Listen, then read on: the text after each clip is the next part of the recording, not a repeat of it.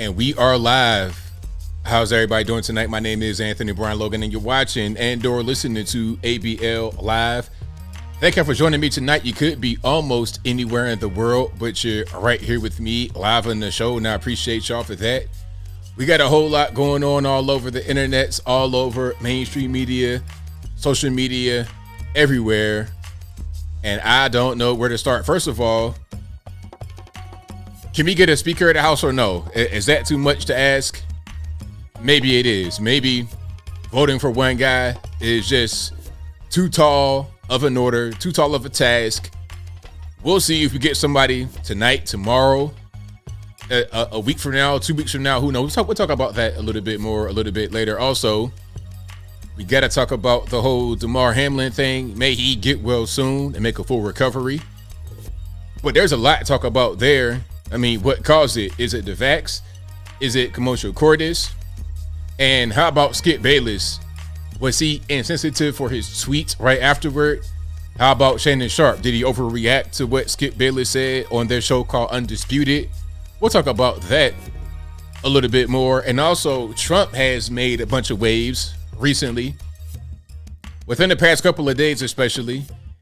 First, when it comes to the midterm red wave, that wasn't.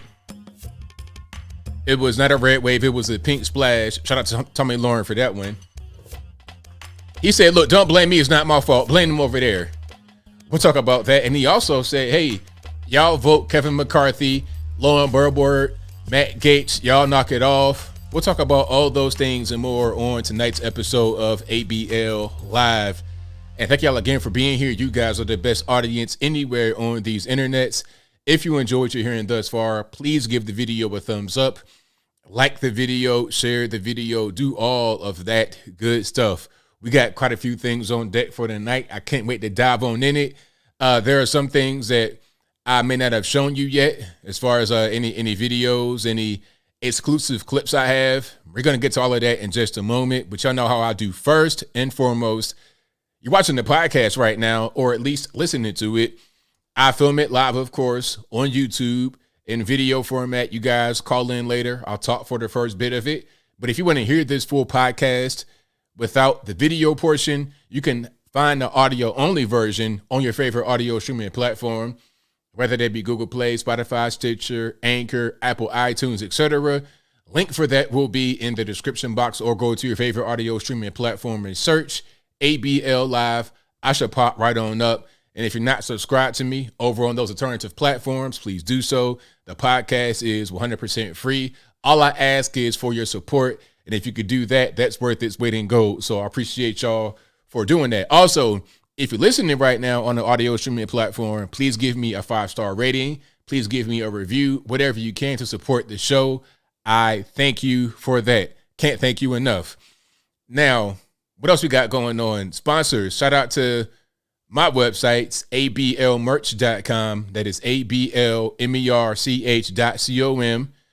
You can find hats, t-shirts, stickers, hoodies, mugs, and more right there on the website. And go to my regular website as well. I think we have resolved any kind of weird redirects when you go to the website. I think we have resolved that. Shout out to my host. They almost got fired, so they may have averted the firing. But anyway, AnthonyBLogan.com. That is ANTHONY, the letter B, LOGAN.com. Go there right now. If you are not familiar with the website, bookmark it, because whenever I produce a video, I produce an article that goes along with it for extra context. So, for example, if I say, hey, if you want to see the video in full, links in the description, you can just go to the website and find it right there. Everything's right there on the website. Links, full videos, uncensored things I can't play on YouTube are all on my website. I could put whatever I want to put on there. As long as I ain't breaking no federal laws, I'm good money on AnthonyBLogan.com. Also, go to the contact page on that website, AnthonyBLogan.com/contact, to get my email address, my snail mail address, my social media platforms, and everything else. And the PSA, okay, I thought about this just now before I got on the air. PSA, if you're in the comment section or any of the videos on my YouTube channel and you see a person with my picture that you may think is me, they may have my picture, they may have a name that looks like my name, That's not me. First of all, if it kind of looks weird, like a little different, it's not me. First of all. Second of all, you're going to know it's not me if they ask you, hey, call me on WhatsApp, text me on this. I'm not going to ever hit you up in the comment section and say to contact me. Never will I ever do that. If you want to contact me, everything's on the website. If it's not on the website, it's not me. Take it from me right here. You hear me right now. You see me, ABL, talking to you live, right? If you don't see the contact on the contact page on my website, it is not me. Do not get scammed. It's 2023. We're starting a new year off right, and part of the new year resolution is to not get scammed. And I know people are saying, well, hey, ABL, that's not really that difficult. Everybody knows that's not you. Not everybody's computer literate like that, or computer savvy. You know, my dad was like that. A quick story before I get to the content. I remember many years ago, because I'm a computer guy, right? I'm a computer nerd, I guess you would say. And people will call me and my family with computer problems, basic stuff. My dad called me one time panicking. It's like, Anthony, the computer won't come on. I'm pushing the button, it won't come on. I'm like, Dad, like let's just go through some steps here. Like, when did it start? Today, man, it won't come on. I'm like, okay, check the plug. Is it plugged in?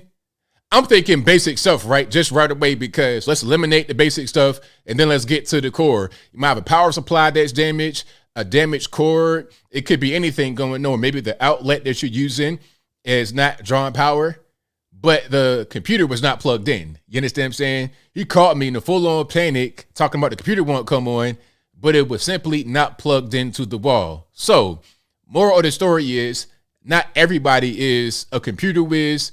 Sometimes they may need somebody to tell them, hey, that person right there talking about contact them on WhatsApp with investment opportunity of a lifetime. Maybe, just maybe, that's not me. So please, please, please don't get scammed.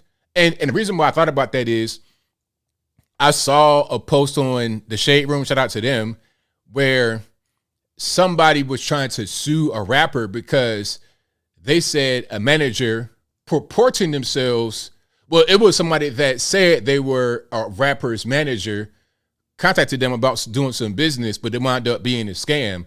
So they're trying to get the actual rapper. It's like, look, the rapper didn't do anything about that.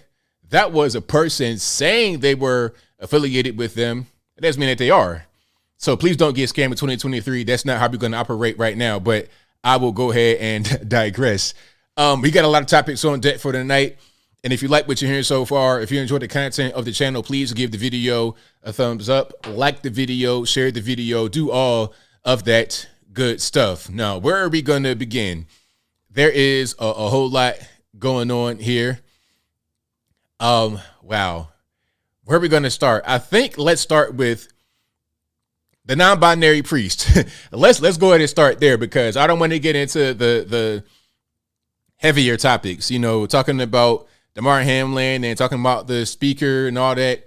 We're going to get to all of that in a minute, because that right there is super heavy. You're talking about Trump and the Freedom Caucus and the backbiting and the snaking and all that good stuff. We're going to get to that in a minute. But first, the non-binary priest. Now, I had to get corrected. This is not a Catholic priest. I thought priests only existed in Catholicism. I was wrong about that. You have priests in Anglican churches and also Orthodox churches. If I'm wrong, let me know in the comments. But this person is from the Church of England, which is, I suppose, Anglican, not Catholic. Now, this person is a priest with a collar, but looks like Bob the Builder, SpongeBob SquarePants, Johnny Bravo, Strong Guy from Marvel, all of that wrapped in one. Head shape looking like one of those root beer barrel candies. You understand what I'm saying? If the person would headbutt you, you're going to lose all your front teeth and your forehead going to cave straight on into your brain stem. You understand? It's going to be all bad. But anyway, this person, I'll put on the screen in a minute, is the Church of England's first non-binary priest. Now, this is ridiculous for a few reasons. First of all, although I know this person is from the Anglican Church and not Catholic, it makes Catholicism look bad, because there's already a reputation about Catholic priests, right? And we know what it is. Let's not play games. We know what it is. I'm not saying this is all Catholic priests. I'm not saying it's even the fair stereotype. but it is a stereotype. So when you have this person come out and say, hey, you know what? I'm non-binary.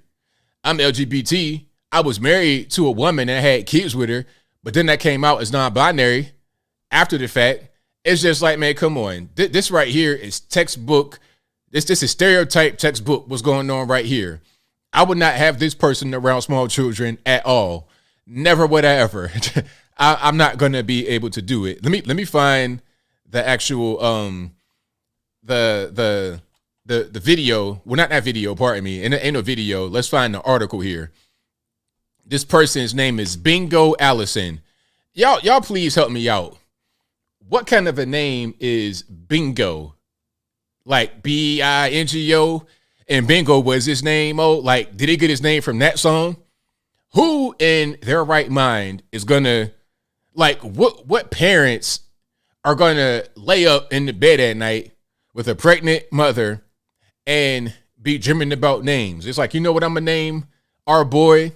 Let's name him Bingo. That's gonna be a great name. This cannot be his birth name. Why would anybody give their child a first name of Bingo? In the English-speaking country, maybe if you're in some kind of random place, podunk nowhere, where they don't speak English, and their name is Bingo, it just happened to be Bingo, right? Just maybe it happened to be Bingo. It wasn't necessarily something that was thought about. Like in Vietnam, a lot of the last names are Nguyen. It's not spelled W-I-N, but it sounds like that. They're not saying, hey, let's name our child Nguyen like they're a winner, like reality winner that's coming from back in the day. It just happens to be a traditional name. But what kind of tradition has your first name be B-I-N-G-O? Anyway, so this is the person right there, if you guys didn't see it. Here we go right here. Look at this. This is a real priest from the Church of England, an Anglican church.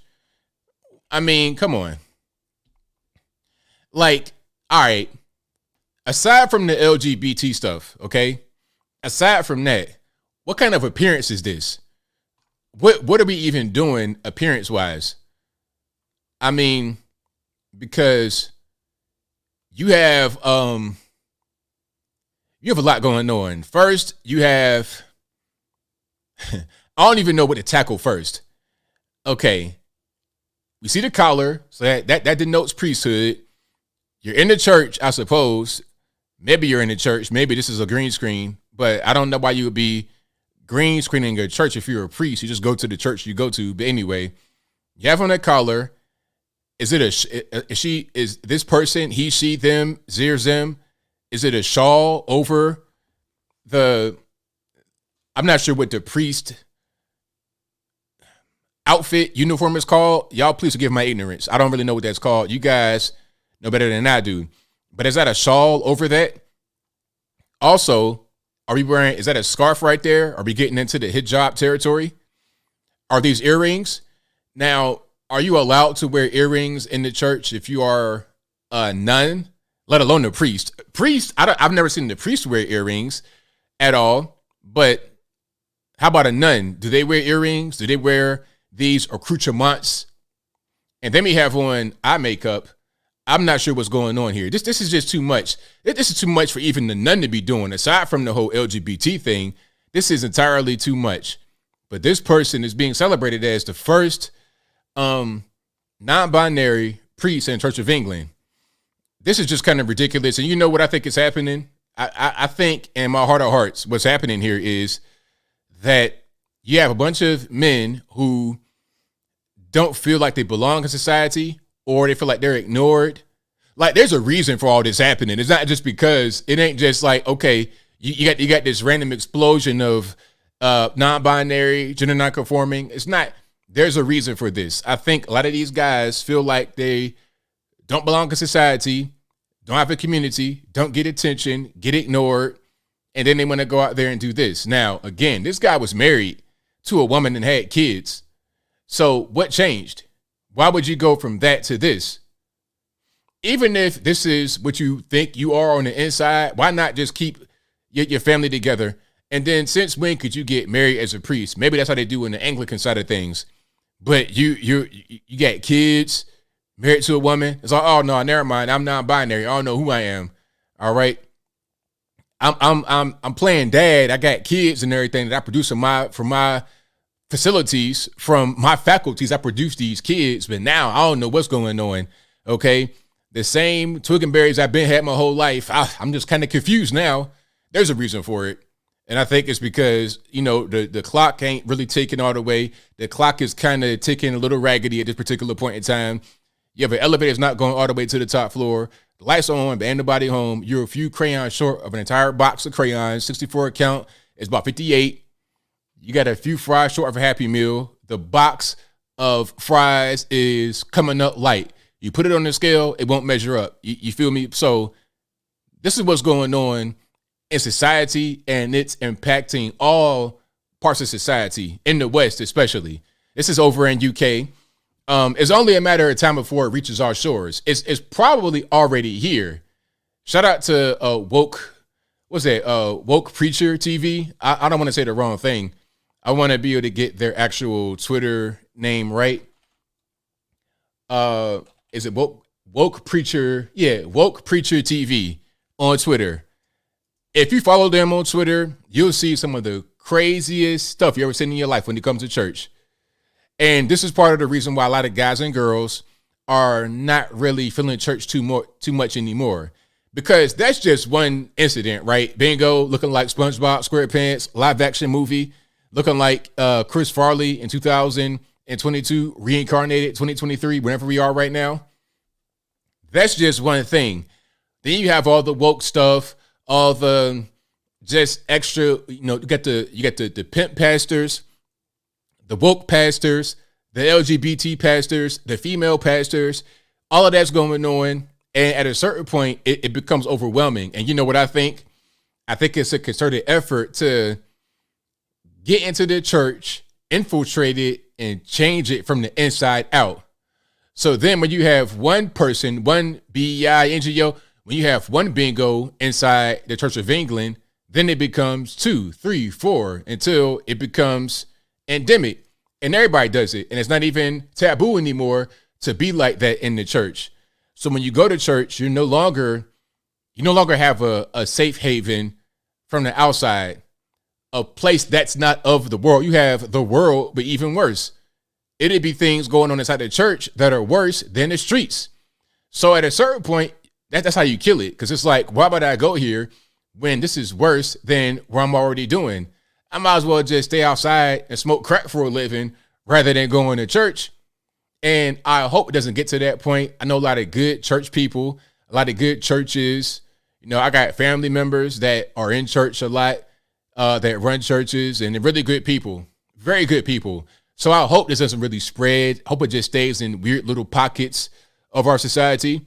But, I think that this whole thing with the LGBT is spreading, and they're trying to spread it. Look at Netflix. You go to Netflix, really not even Netflix. Go to any kind of cable, television, whatever. All the shows got some kind of LGBT factor into it. And they say, oh, we're trying to have more of us represented and we want to have a voice in society. Okay, I understand that part. But it's like, how many of you guys is it? Do you guys represent 50% of the population? If not, then I can't tell by watching television and movies, because that is the population percentage I see in those instances. It's kind of crazy, but I don't want to go too deep down the LGBTQ LMNOP X, Y, and Z rabbit hole, so I digress. If you like what you're hearing so far, please give the video a thumbs up, like the video, share the video, do all that good stuff. Greg McNeely says, if Mulvaney, 460 days of being a woman, can be a spokesperson for feminine hygiene products, then why can't Vicar Bingo be a cosmetic product spokesperson? Yeah, man, it's crazy. It's totally crazy. And that whole thing with the whole thing with what's her name? Dylan Mulvaney, the X, Y, and Z days of being a girl. It's like they're making a mockery of women. I mean, I would be upset if I was a woman seeing these adult men mock me like that. I'll be upset. I'll be like, man, come on, what are you doing? This is not funny. Now, maybe if you're a comedian and it's supposed to be funny or something like that, it'd be different. But these guys are dead serious. And I would not like that too much at all.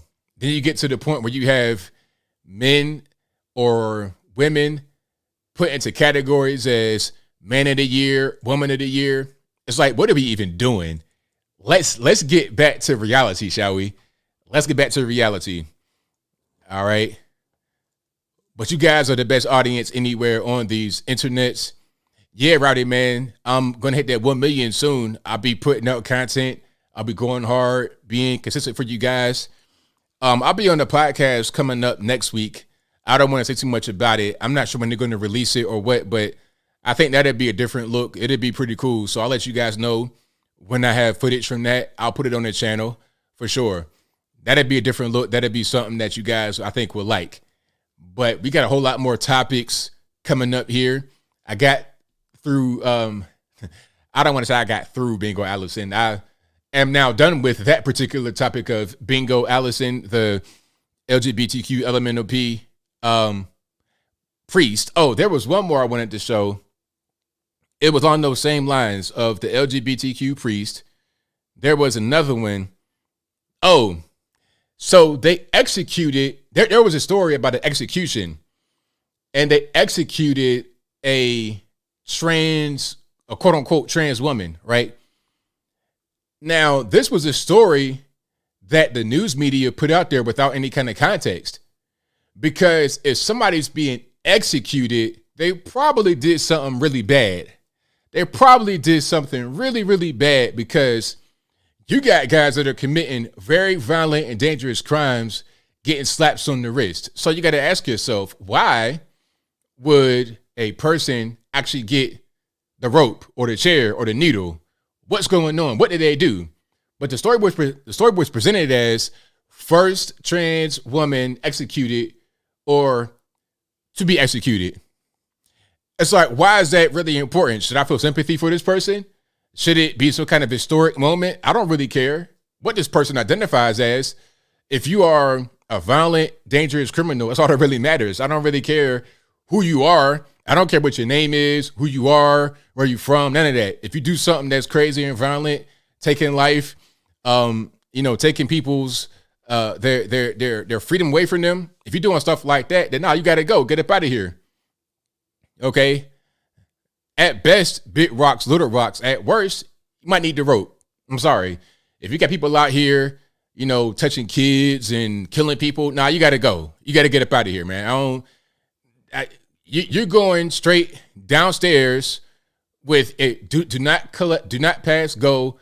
Do not collect $200. Just go straight down to below the lobby. Go down to level 3 and stay down there forever. That's how I would feel about that. Now, let's see if I can find so the person was a man, a biological man that now identifies as female. So this is the first quote unquote trans woman. You see what I'm saying? The first trans woman to be executed, but it was a man. And I'm going to find the picture for you guys right quick so you can kind of see what's going on. All right. Shout out to Alex Rosen. Alex Rosen on Twitter exposes a lot of these people that, that try to touch kids, try to abuse children, try to kidnap children. He exposes these guys. So shout out to him for doing that good work. We need more guys like him out there in society. But he put out a post, and there's an article here. I'll get to that in just a moment. So what he said was, R.I.P. Bozo, sorry, not sorry that a pedophile and a murderer rode that lightning tonight, smoking that Amber McLaughlin pack right now. If you know anything about that reference at the end, it's like a rap reference.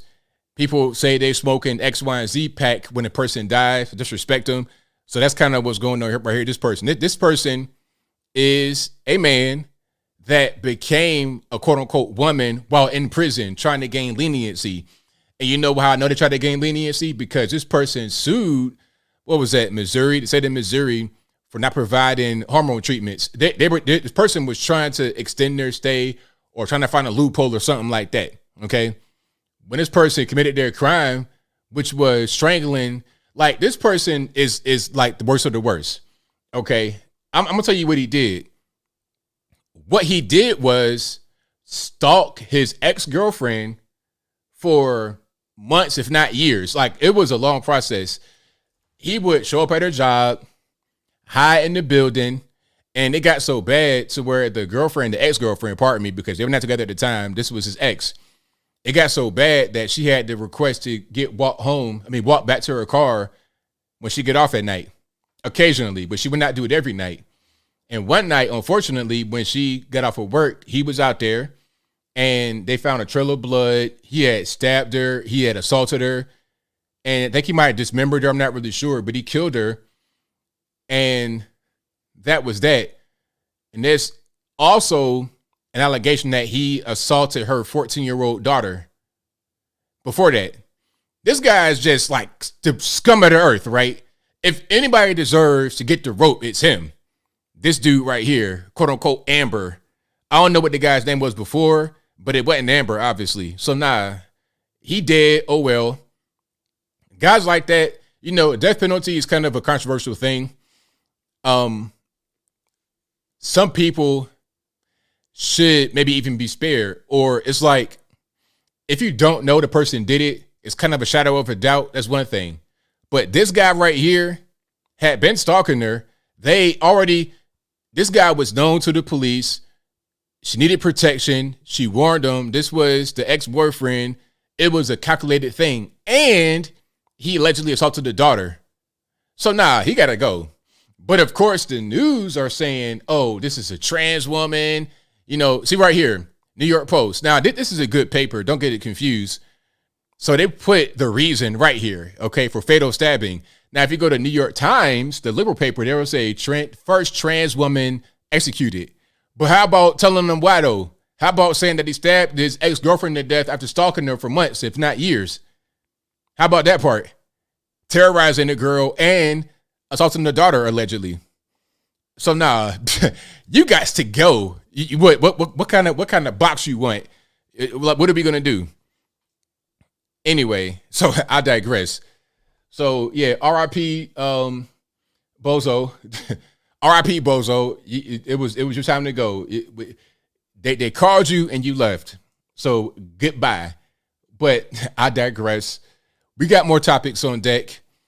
Yeah, trying to get sympathy card, trying to say, oh, well, I'm a trans woman now. Okay, trans woman. Well, sit on that chair right there and put these straps on your wrist, and you're going to go for a ride. You're going for a ride, and you ain't coming back. One way. You're going one way straight down below the surface. Enjoy. Anyway, I digress. We got a lot of topics on deck for tonight. We got to get to, let's go ahead and get to Damar Hamlin, and then we're going to get to the speaker vote a little bit later. I see you guys in the chat talking about the speaker vote. I'm going to get to that a little bit later. Y'all please hang tight. And after that, we get to the calls, probably in about an hour or so we get to the calls. But first, let's get to Damar Hamlin. Now, I don't want to show the video necessarily. You guys have already seen the video of Damar Hamlin, the Buffalo Bills safety. This was during a very important game between the Bills and the Cincinnati Bengals in Cincinnati, Ohio. Because we're at the end of the season. Playoffs are starting, so it was very important. Now, at a certain point in the game, I think early in the game, there was a hit where, Damar Hamlin tackled a Bengals player. And the Bengals player kind of led in with the helmet as they were getting tackled, so it created an impact. Now, the impact didn't look that bad, really. But it was, obviously, because after the impact, Damar Hamlin gets up like normal and then falls right back down. Now, here's where it gets controversial. Well, there's a few things about this controversial, but here's the thing. Here's the part where people kind of part ways on what they think happened. Some are going to say, well, look, ABL, that was a vex, because we've seen athletes all over the world collapse for no reason, and it did not happen like that until the vex happened. Some are going to say, well, it's commotio cordis because it's a rare thing that happens, so you don't see it that much. It happens in baseball all the time, but you've never seen that before, though. You've never seen it happen in baseball because it's rare. You're probably not going to see it. But what happens is when you have a blunt force trauma to the chest right at the right moment, it causes your heart to stop. You have cardiac arrest. It's got to be within the perfect, I'm talking about milliseconds, within the fraction of a second, you got to hit right there at the chest, and then that stops the heart from beating. And you got to get, you got to get the, what they call that? Not, defibrillator. You got to get defibrillated. So for 9 minutes, they are bringing them back. They're giving them CPR, AED, defib. For like 9 minutes, he's on the field, motionless, unconscious. So his heart stopped, I think, twice on the field, and they bring him back to life. So now he's in the hospital, intubated, and they're saying he's getting better. He was at one point on 100% oxygen, now 50% oxygen. So he's probably breathing a little bit more on his own. So they're saying he's getting better. Will he come back to 100%? I don't know, because it's all about how much time was his brain deprived of oxygen while his heart stopped. How long was the heart stop? All of that matters as far as how he's going to be able to recover. Some say he could actually be brain dead, or maybe on the field brain dead. So if he was brain dead or is brain dead, if he's brain dead right now, it's over. But if he was brain dead for a while on the field and then they were able to bring it back for some reason or some kind of way, he may have some continuing effects. He probably won't play football again, but he'd be able to actually survive. Now, I'm no doctor. That's just what I know from what I've read. And from wrong, let me know in the comments. Now, people are saying it's one or the other. Personally, I don't really know. Could it be the vax? Sure. We know that. Now, before I get into that part, the reason why I say it's probably commotio cordis is because I saw a video explaining it and it makes sense to me. And I don't want to say it's the vax right away, because with the vax videos, let me see if I can find that video. With the vax videos, what's going on is you got guys collapsing with no contact, just randomly. They're standing there, not doing anything, and all of a sudden they fall over, and they might fall over and die. They might fall over and get injured or whatever. That did not happen here. There was contact on the play. Was the contact severe? No, it wasn't, but it doesn't really matter, because a lot of plays happen in football and other sports may not appear to be very severe. Like you see some of these high impact hits, guys go flying, teeth go flying, somebody's leg get broken, really just nasty things. That's not always how you get injured. But I think this was that. Matter of fact, Bo Jackson's career ended as a result of an injury that didn't look like it was that bad at all. Well, his football career ended, not his baseball career, but his football career was over. He literally had to get his whole hip replaced from a play that did not look bad at all. It appeared to be a routine tackle, but it caused his hip to literally fracture. He could have died from that because of the way it fractured. A lot of these sports injuries do not look as bad as what they are when they happen. So I'm gonna show you this right here.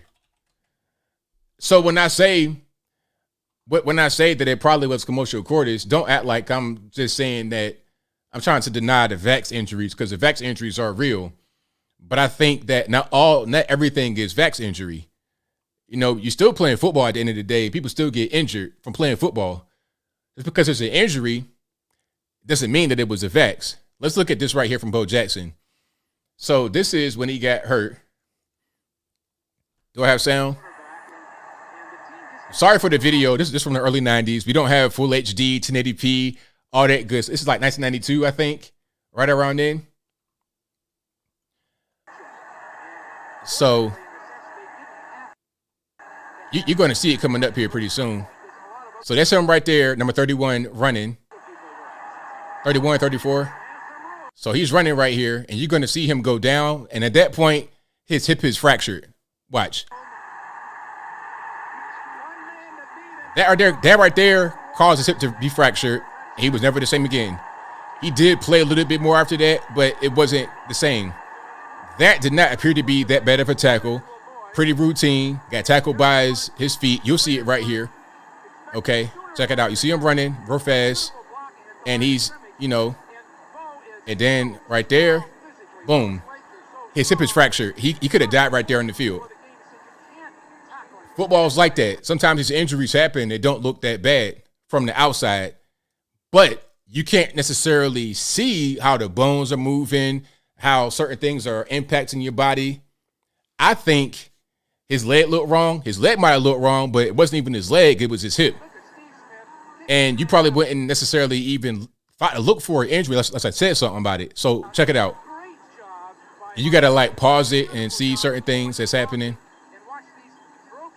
So right there when the injury happens, and right there he grabs like right there, his hip is fractured. You see him grab for it immediately.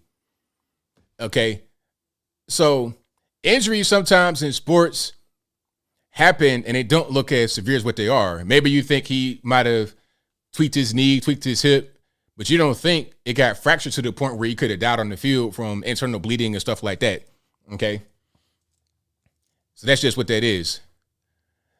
Now, like I say, I think there are a bunch of vax injuries caused by a bunch of vax injuries, and it's not caused by just sports. But I think you're still playing football, and injuries still happen as a result of playing football. Everything is not the vax. It's simple. All right. A lot of Hot Wings says the injury the tackler pulled on his leg as Jackson was trying to still run, pulled his bone out of his hip. Yep. So the hip bone came out. The femur, whatever it is up here, your thigh bone came out of his hip socket, dislocated, and it fractured his hip. It was a mess. Okay. Jerry Kraut says ABL, the hip is part of his leg. No, it's not actually. Your hip is not your leg. Your hip is your hip, not your leg. your leg. Your leg bone, your top of your leg bone goes into your hip. I ain't talking about like your thighs, or I'm talking about your actual hip bone, like your pelvis, that area. Okay, that's what fractured.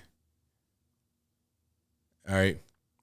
Oh, my camera's not new, Sean B. I just got different lighting right here. I got these Elgato lights. I got one Elgato light right there. I'll get another one. I can change this manually. I can change it on the actual PC. And I'm gonna get back to the actual injury thing in a minute. So you see, I can make it darker, lighter, or whatever I want to do from the actual computer. I'm not touching that right there. So yeah, shout out to Elgato. Give me a sponsorship, Elgato. I can sell these lights. But anyway, so the point is that sports injuries still happen. I think what happened to Damar Hamlin was not the vax, but it could be. A lot of these guys around the world, a lot of these athletes are collapsing, dying for no reason, collapsing, they're getting injured for no reason, blood clots, no reason, healthy people. Yeah, you got myocarditis, pericarditis. I've been saying that for the longest. And it's weird. I made one video saying that one injury may not be that. And people say, oh, you're chilling for the vax. How much did Pfizer pay you? It's like, I got a whole library of vax videos talking about it, how I will never take it. I'm pure blood, myocarditis, pericarditis. But one video I say, maybe that wasn't it. Oh, it's weird. That's the internet though. So I'm just kind of used to it. So anyway, hopefully Damar Hamlin gets well soon, makes a full recovery. That was really rough to see that whole thing play out on the field, seeing these grown adult, big, strong alpha men crying tears, like crying uncontrollably. It was rough. And when I first saw the hit, I was in Buffalo Wild Wings, and I went to the bathroom, and there was a dude in there with a Bills jersey on, big white dude. Like he almost started crying too. He was like, hey man, did you see what happened? That crazy hit on Damar Hamlin? I was like, nah. He's like, well, he got hit and then his chest kind of caved in like this. So I knew that it was pretty severe. When I got back to the house, I go on my Twitter and I see everybody talking about it. So yeah, it was pretty rough. Life support. Yes, he was in life support, Jacob 2A guy. He's in life support right now. He's intubated, but they said he's getting better because when he was first intubated, he was on 100% oxygen because they got him on a ventilator, right? He was on 100% oxygen when they first got him, but now it's 50% oxygen. So he's probably breathing more on his own, but he's still in life support. Hopefully he makes a full recovery, and that's pretty much all I can really say about it. Now, What do you guys think? Do you think it was the vax, commotio cordis? Do you think it was a combination of maybe the vax causing the problem with his heart, maybe causing a pulmonary embolism, like a blood clot that got released? No, a friend of mine died like that, actually, back in the day, not vax time. This was many years ago, before the vax. He was like 25, 26, young man. He was my age at the time. This was a long time. This was like 10, 15 years ago. But he had a blood clot in his lungs that broke loose, and I think it hit his heart or something like that. He was young when that happened. So that could happen. Like I said, Damar Hamlin is in ICU right now. He's not deceased. Hopefully he gets better, but that could be it. And if there was a blood clot, then you got to ask yourself what caused it. I don't know all the particulars, but what I do know is that I saw that man collapse on the field. It was pretty rough to see. So everybody says jab, jab, aortic aneurysm, combination, both. Let me see. Coco Dago says, so everyone must certainly know the medical history of every athlete, right? Looking healthy doesn't mean healthy. Conspiracy theorists are a trip. Hey, I didn't say it, you said it, but I'm with you 100%. Let me see. Tim says could be combo, but I don't think about the blood clots. Could be due to heart palpitations. That's something. Jerry Kraut says that's a licensed respiratory therapist. Providing 50% is not much different than delivering 100% oxyhemoglobin curve.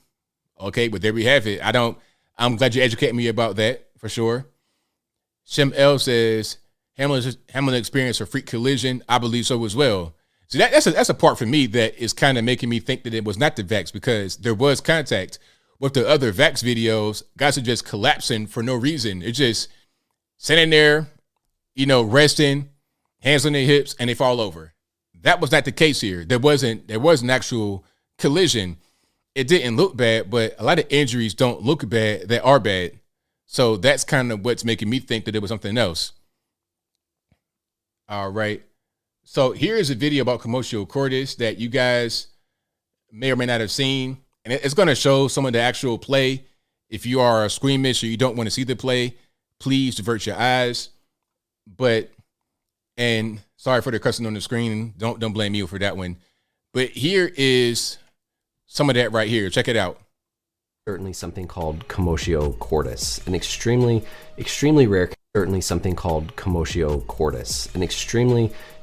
rare condition that's one of those things that we typically only think we're going to read about in textbooks. Essentially what can happen is if you have a blunt trauma to the chest that occurs at exactly the right time in the cardiac electrical cycle, your heart can be sent into cardiac arrest. As Hamlin comes in here, we can see this square hit to the front of his chest. We see him get back up momentarily before ultimately collapsing back down to the ground and requiring CPR on the field. This is a tracing of our heart's electrical activity. Basically, this is one cycle of the heart squeezing. Starts off with this P wave, which is the electrical activity of the atrium at the top of the heart squeezing, then the QRS complex, which is going to be the ventricles acting, but then the last phase is this T wave, where the ventricle basically depolarizes and kind of resets to get ready for the next cycle. For commotio cordis to happen, you have to suffer this blunt trauma to the chest at exactly the right moment, specifically on this upstroke of the T wave, in order for the heart to then be sent into this arrhythmia and subsequent cardiac arrest. This is one of those things that not only do you have to have a high enough force, but it has to happen within milliseconds of a time window, because if that impact comes at any other time in this electrical cycle, you're fine. You don't go into this. But when it happens at just this right time during this upstroke of the T wave, and if it's high enough, then you can have this thing called commotio cordis. We typically think of it happening in baseball players whenever they get hit in the middle of the chest with a hard thrown ball, but unfortunately So that's it right there. So that's what he says may have happened. People are saying beta doctor. Why is he a beta doctor? Because he has different opinion than what you believe in. I mean, I take everybody and what they say. I take all opinions into consideration when I'm thinking about a thing and how I'm gonna think about it. I'm not going to exclude him because I think it may have been the vax already. I'm gonna hear people out. And the reason why I think it could be this is because there was an actual hit that happened. Like, it wasn't just comes in here nothing. So you see there was a hit. It's a collision right here. So 85 is a guy that's going to be tackled by the safety right here, Damar Hamlin. And you can see he's leaning into him, and his helmet is leaning toward his chest. So once there's a collision, then, you know, it's a collision. Geocortex. Right? It's an extremely... It's football. Injuries happen. So it is what it is. Let me see. I'm reading some of this.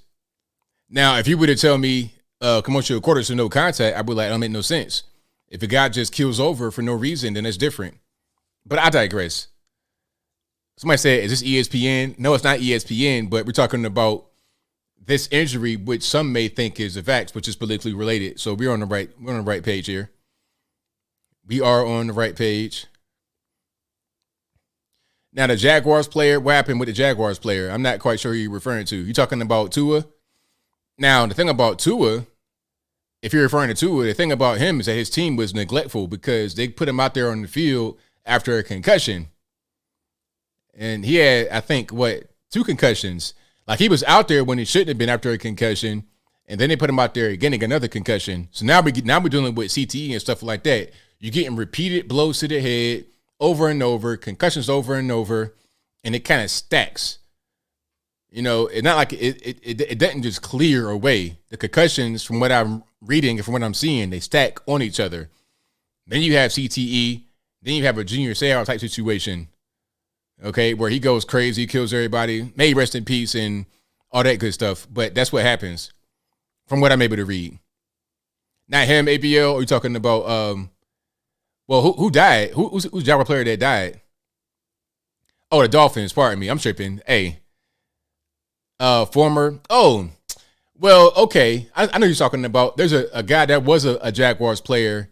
He was playing in the league, but he was not in the league. That's different. When guys, a lot of guys die that are not playing anymore.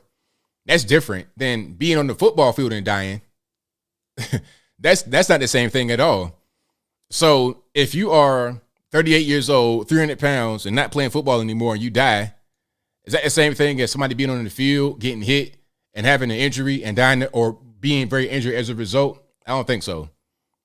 Much different. Guys like that happen on, and I think the reason why the Jags player, the former Jags player, not the current Jags player that died, I think the reason why he's not being talked about a lot is because he already retired. Now, if he was playing still, that'd be different. Uche, yeah. Now, they said he had heart issues. Uche, I don't want to say his last name wrong. But yeah, rest in peace to him. I'm going to look him up right quick and see how he died, what they're saying, what happened. Let me see. Yeah, he was 38 years old. He last played when? I don't really see a lot of, he might have had a short career. Let me see. Yeah, he played in 2014. He didn't play long at all in the league. Okay, he played, and well, he played for a long time. Actually, I'll take that back. So he was drafted in 2007 and played until 2014. He was on the Jags from 2007 to 13, and then played on the Cowboys in 2014. So he's been retired for quite a while now. Probably about 8 years. He's been retired from the league. Yes, he's turned 30. And he died recently here. Yeah. And it's crazy because Wikipedia, this could be something that somebody added on here because anybody could edit it. But it says he collapsed and died suddenly and unexpectedly on December 30th, 2022. He was 38 years old. So he just collapsed and died. He had a heart attack, possibly, but they're not really sure yet.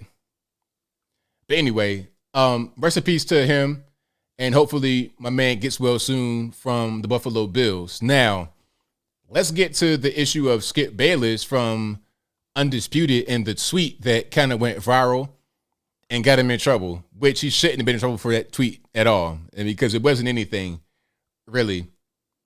Not only was the tweet nothing, he also clarified the tweet right afterward on Twitter. So I'll put it on the screen right quick. Is he okay? Is he okay? The former Jags player died, but the Bill safety, Damar Hamlin, is in ICU, is intubated, and I'm not sure if he's going to make it. Hopefully he does. But here is a tweet from Skip Bayless that got him in trouble. Now, this is ridiculous. This is so dumb because, well, I'm going to retract that. It's ridiculous. I'm not going to say dumb because not everybody can read, and maybe it's not their fault. Maybe the mama and daddy didn't put him in the proper school. I don't know what happened.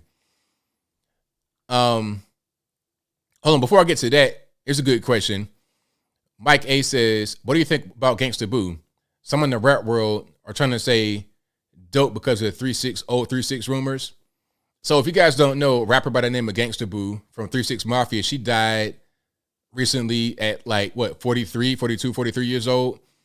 And people are trying to say it was because she was on drugs. I don't know anything about that. That's possible. But, okay, you have other guys in the group that died early, Coop and Lord Infamous.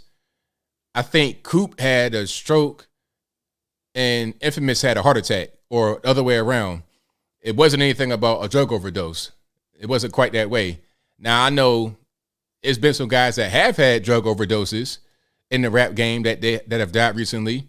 Big Scar from Gucci Mane's group, he died from a drug overdose at 22 years old. But Lord Infamous and Coop, a stroke and a heart attack respectively. So I don't know about Gangsta Boo. I don't know what happened. Could have been drugs, alcohol, could have been anything. Could have been the vax, who knows? I don't know. I don't know too much about what she was going through or what happened to make her suddenly pass away like that. But may she rest in peace. But to get back to my man, Skip Bayless. Now, you guys may watch sports, may not watch sports, but he's a pretty important figure, a journalist, does sports journalism. He's on Fox Sports 1 with Shannon Sharp, former NFL football player, Hall of Fame football player, and Shannon Sharp played for the Baltimore Ravens, Denver Broncos, one of the best tight ends to ever play the sport. Him and his brother Sterling were in the NFL together. Very good players. Sterling and Shannon, but Shannon was a better player, obviously. So Skip Bayless puts out a tweet when the whole Damar Hamlin thing happened, and he says, no doubt the NFL is considering postponing the rest of this game, but how? This late in the season, the game of this magnitude is crucial to the regular season outcome, which suddenly seems so irrelevant. So people are saying that he is trying to disrespect Damar Hamlin, ignoring Damar Hamlin. People, this went viral. It was really big. They were trying to say, get him off the air, fire him, he needs to apologize. But he did not say anything wrong here. He didn't say anything wrong. He's saying, look, the game now seems irrelevant because of the young man that almost died on the field. That's what he's saying. But people just got so up in their feelings. And you know what? The thing about it is, hold on, I'm going to get to that in a moment. Rebecca Starr, she knew Uche, the former Jags player that died. And she said right here in the super chat, Uche was a friend of mine. He was healthy and active. He just had a physical a couple of months ago with blood work. All good. He was a huge vax pusher, though, which made for contentious combos. A great guy, though. Yeah, may he rest in peace. You know, hopefully it wasn't the vax, but it could have been. If he's healthy and everything was all good, then you got to ask what happened. Why was somebody just collapse and pass away? It's a former NFL athlete at the age 38. You got to ask yourself what happened. I don't know. We can only guess. But hopefully it wasn't the vax, and hopefully people are seeing stuff like this and they don't get into the vax. They don't try to take it because we know that we know that it's dangerous at best. The long-term effects, we don't know how it's going to be long-term. It can make you have a lot of different kind of side effects later. So I would say to anybody, if you're not vaxxed, please stay that way. Don't get pressure into taking it. If a job wants you to take it, find a different job because that job ain't worth your life. You might be able to make money for a short period of time at that job, but then when you pass away, why does it matter? So don't do it. So yeah, may Uche rest in peace. And prayers out to you and your family for having to do with that situation. But my man Skip Bayless here got in trouble for this tweet, but it was nothing burger. It went viral. It really did. Look at this. Look how many views it has. Almost about 170? 164 million views. 164 million views for this one tweet. Crazy viral. Now, here's a subsequent tweet, which has, of course, only 21.9 million views. From 164 to 21.9, you see how people, that's what I'm talking about. People see the first story, the first impression, they see that and don't see the second thing. And they might see it, but they still are not convinced about what the actual tweet meant. If they got it in their mind that Skip Bayless is a bad guy, he hates black people, which he doesn't. If they have that in their mind already and they see a tweet like that, they're going to think, oh, this is just more from Skip Bayless. He's a terrible person, but it's not like that. In the subsequent tweet, less than 1 hour later, he says, nothing is more important than that young man's health. That was the point of my last tweet. I'm sorry if that was misunderstood, but his health is all that matters. Again, everything else is irrelevant. I prayed for him and will continue to. So what are we talking about right here? He says the game is not important. The young man's health is. I pray for him and I will continue to do so. And that's what I said in my first tweet. So what is the problem? People just refuse to read. People don't have reading comprehension. They already were Skip Bayless, I guess you would say, haters. They didn't like him already. So if a guy says a thing, you have a disdain for him already. You don't like Skip Bayless already. So he says something and it triggers you into a negative response because you don't like him already. He says that. It's more negativity on top of that. That's what happens. So they have a show on Fox Sports 1 called Undisputed, him and Shannon Sharp. Now, Shannon Sharp, he black, and he gets, I kind of want to defend him right here. Y'all just bear with me. Shannon Sharp gets pressured, in my opinion, to be this kind of champion for the black community by black folks, by white folks. He gets pressured from a lot of liberal people to be this voice of black people. Sometimes he'll say things that get him in trouble. Like he'll talk about dating white women or not wanting to go to HBCU and all this and that. He gets in trouble, right? Oh, you're not being black enough, all this, that, and the third. So he gets pressured to go on that show and to be more, quote, blackity black. So he doesn't show up on the next show after the Damar Hamlin tweet. He doesn't show up to the show. It's just Skip by himself doing the show. So then the next day, Shannon shows up. And here is the conversation. Let me see if I can go ahead and put it on the screen. And hopefully we don't get a copyright claim, but it don't matter. Let's go ahead and play it. Morning. There's been a lot of speculation of why I wasn't on air yesterday, and I won't get into speculation or conjecture, innuendo, but I will say this. In watching that game on Monday night, what happened to Damar Hamlin struck me a little different. As a brotherhood in the NFL, when injuries happen, when we know injuries are a part of the game, I've seen guys suffer ACLs and Achilles tear, but I've never seen anybody have to be revived and fight for their life on the field. So it struck me a little differently because I remember seeing my brother paralyzed on the field temporarily, and he was able to regain focus. Skip tweeted something, and although I disagree with the tweet, and hopefully Skip would take it down, but I didn't want it. Well, time out. I'm not going to take it down because I stand by what I tweeted. And like I said, I got to pause right here. Skip, you did great right here to not back down, stand up for yourself, don't apologize. You didn't say anything wrong. If you didn't do anything wrong, you didn't say anything wrong, don't apologize. Why? What's the point? Because all you're doing is giving the other side credibility and credence. Like, somehow you did the wrong thing, but you didn't.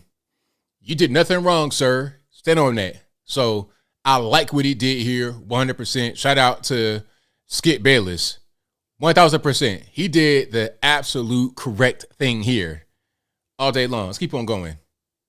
Skip, let me finish. All right, okay. Go ahead. No, you go. Go ahead, let's go, Jen.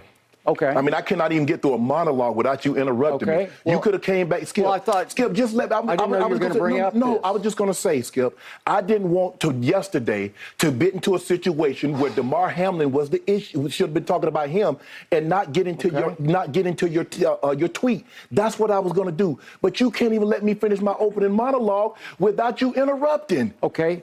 I was under the impression you weren't going to bring this up because nobody here had a problem with that tweet. No. Clearly, the bosses wanted you to offer explanation. So clearly, somebody. No, they did not have. Nobody. Let's go, Jen. So right there, that's Jen right there. She's like the moderator of the show. She'll bring up topics and all that good stuff and let them just go at it. So he ends the monologue early and said, all right, Jen, come on, let's go. I'm done. He got triggered. But it's like, what's the point in getting triggered?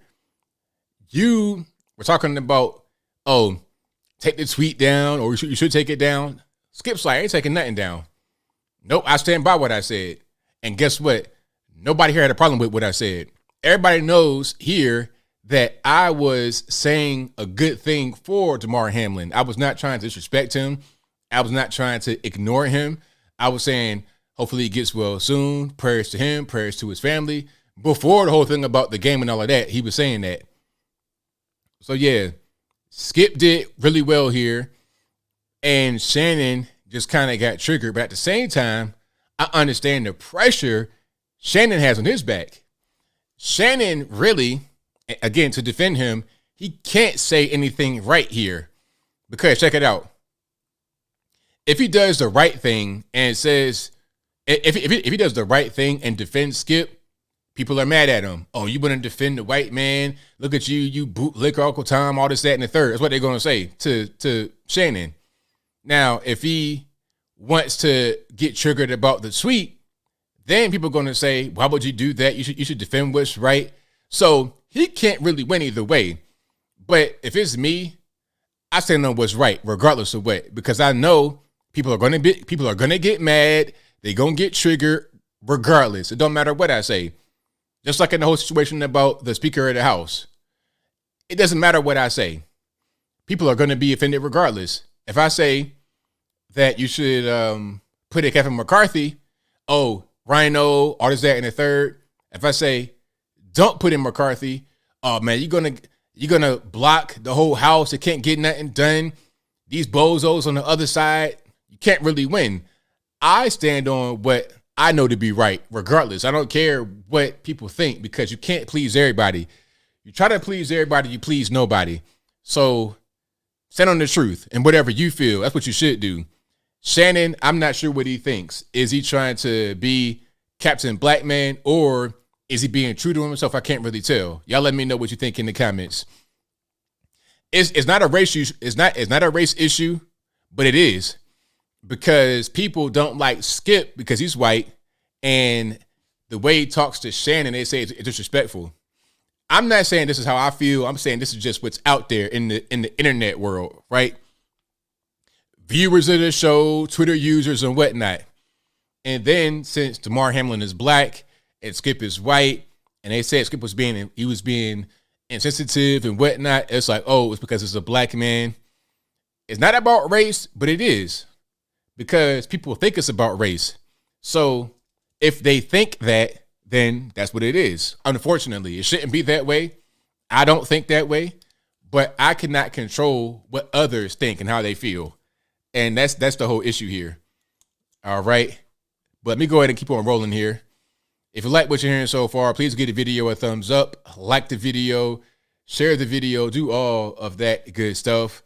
That'll help me out tremendously. That is not ESPN, that's Fox Sports 1. Just make sure that we're on the same page. It's a sports show, but not ESPN. All right. And what else we got going on? So, but yeah, I support what Skip said. It wasn't really that big of a deal.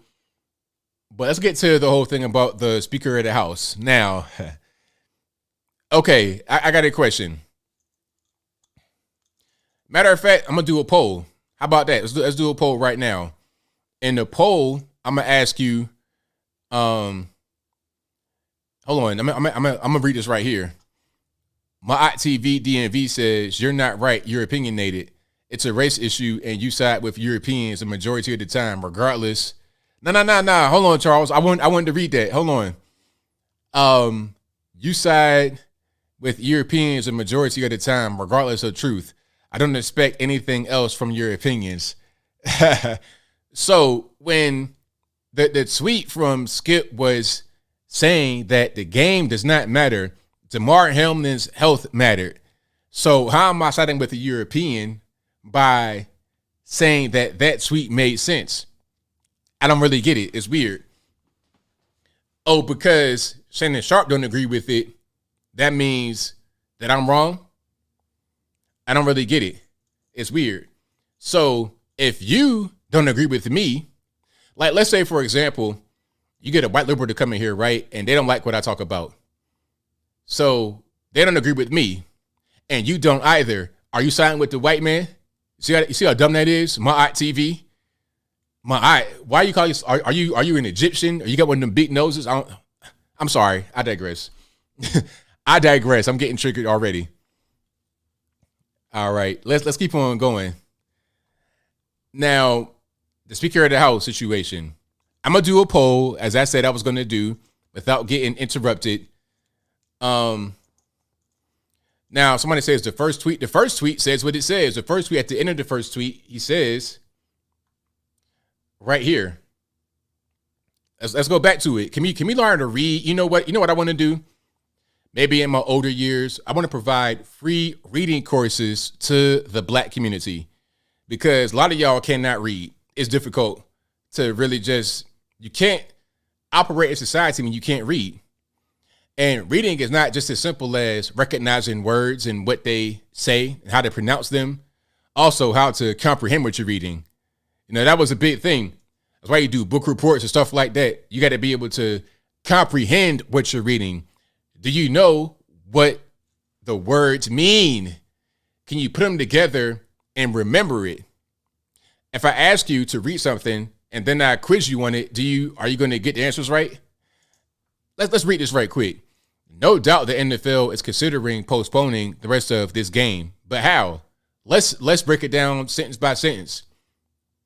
Now, they're going to postpone it, but how are they going to do it? Like, what's going to be their course of action to postpone the game? That's the first one. This late in the season, the game of this magnitude is crucial to regular season outcome. That's not a complete sentence right there. Let's just address that part of the sentence. You got ellipses right there to continue, but let's look at the first part of the sentence.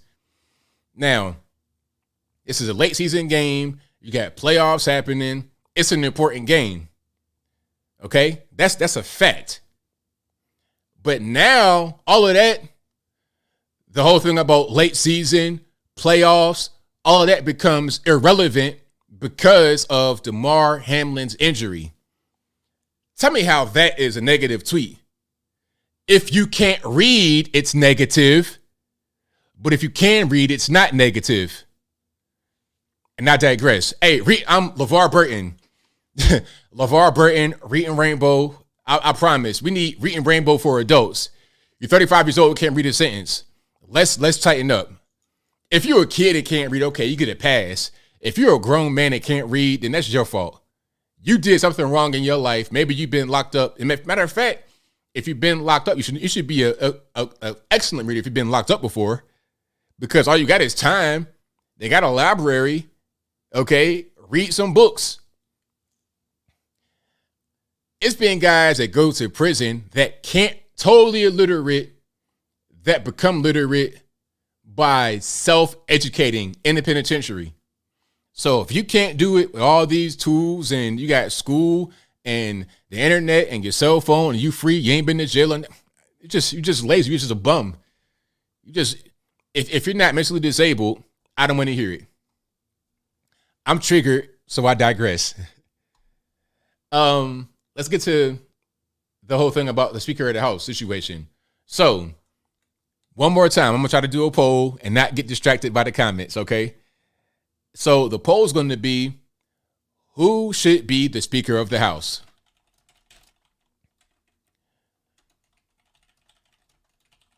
I'm going to have, should I do two options or just, Should I have just 2 options or 3 options?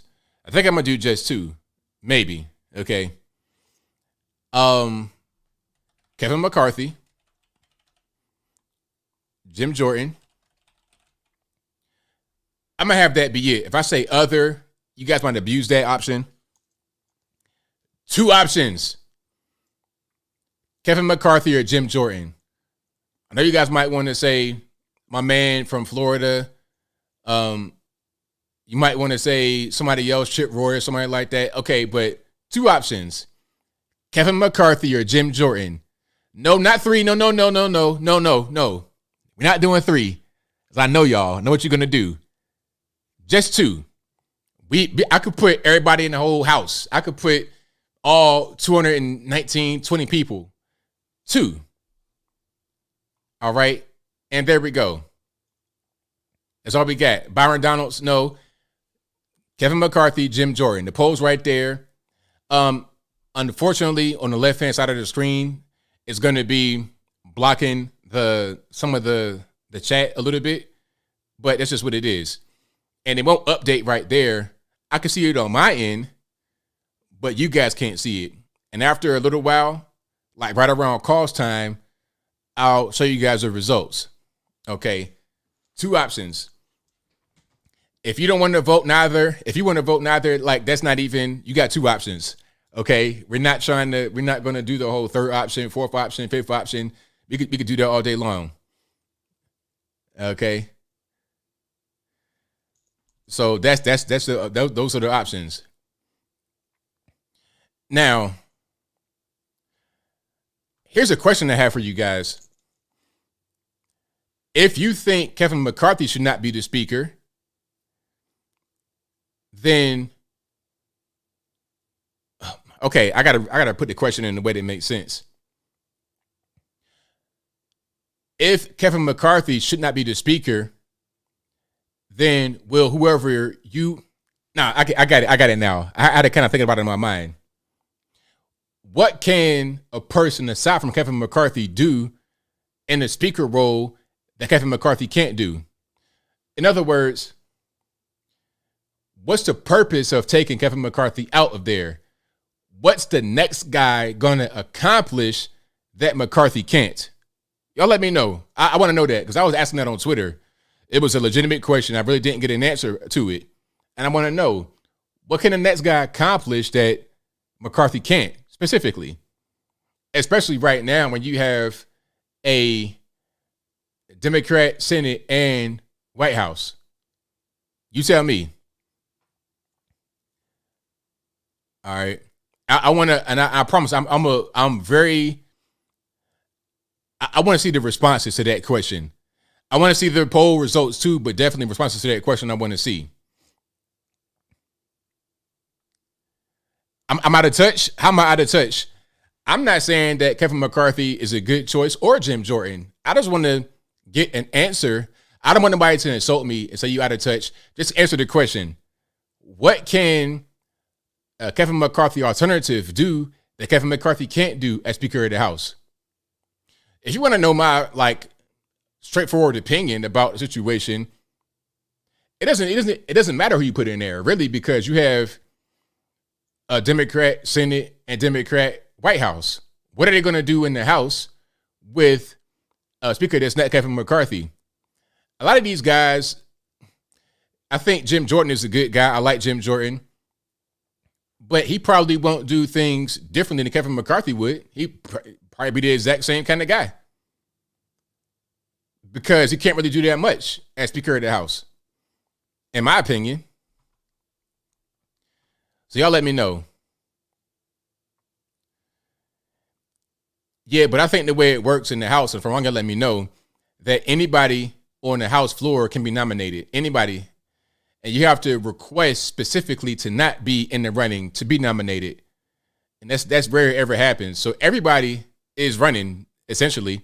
But you have discussions before the actual vote about who you're going to get behind. And that guy was Kevin McCarthy, which the majority of the Republicans are behind. It's the Freedom Caucus who are not for it, for the most part.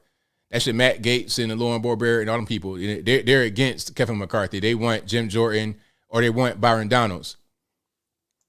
Now, I need to play a video from Marjorie Taylor Greene from Georgia's 14th district. Shout out to her. Her district is right up against where I live. Like, her district goes, it's in the far northwest part of Georgia. So right below Chattanooga, you have Fort O, Chickamauga, Ringgold, all of that. That's all like right in her district. And when you go further south, you got Rome, Georgia. It goes all the way to Dallas, Georgia, which is like to the far west of Atlanta. And when you go all the way out to the western part of her district, you're basically at the border of Alabama. So shout out to Marjorie Taylor Greene. I think she lives in Rome, Georgia, which is probably about an hour from where I live right now. So she's like in my region. I'm a big fan of hers. Been a fan from the beginning. And she is part of the Freedom Caucus. And she was exposing what goes on. Now, I think some people in the Freedom Caucus may not be protesting against Kevin McCarthy because they just want what's best for their constituents. They may just want what's best for them personally. Committee assignments and power in the House. Not really about you. It's about trying to get power, attention, money, things of that nature. Here we got a clip right here. We're going to roll.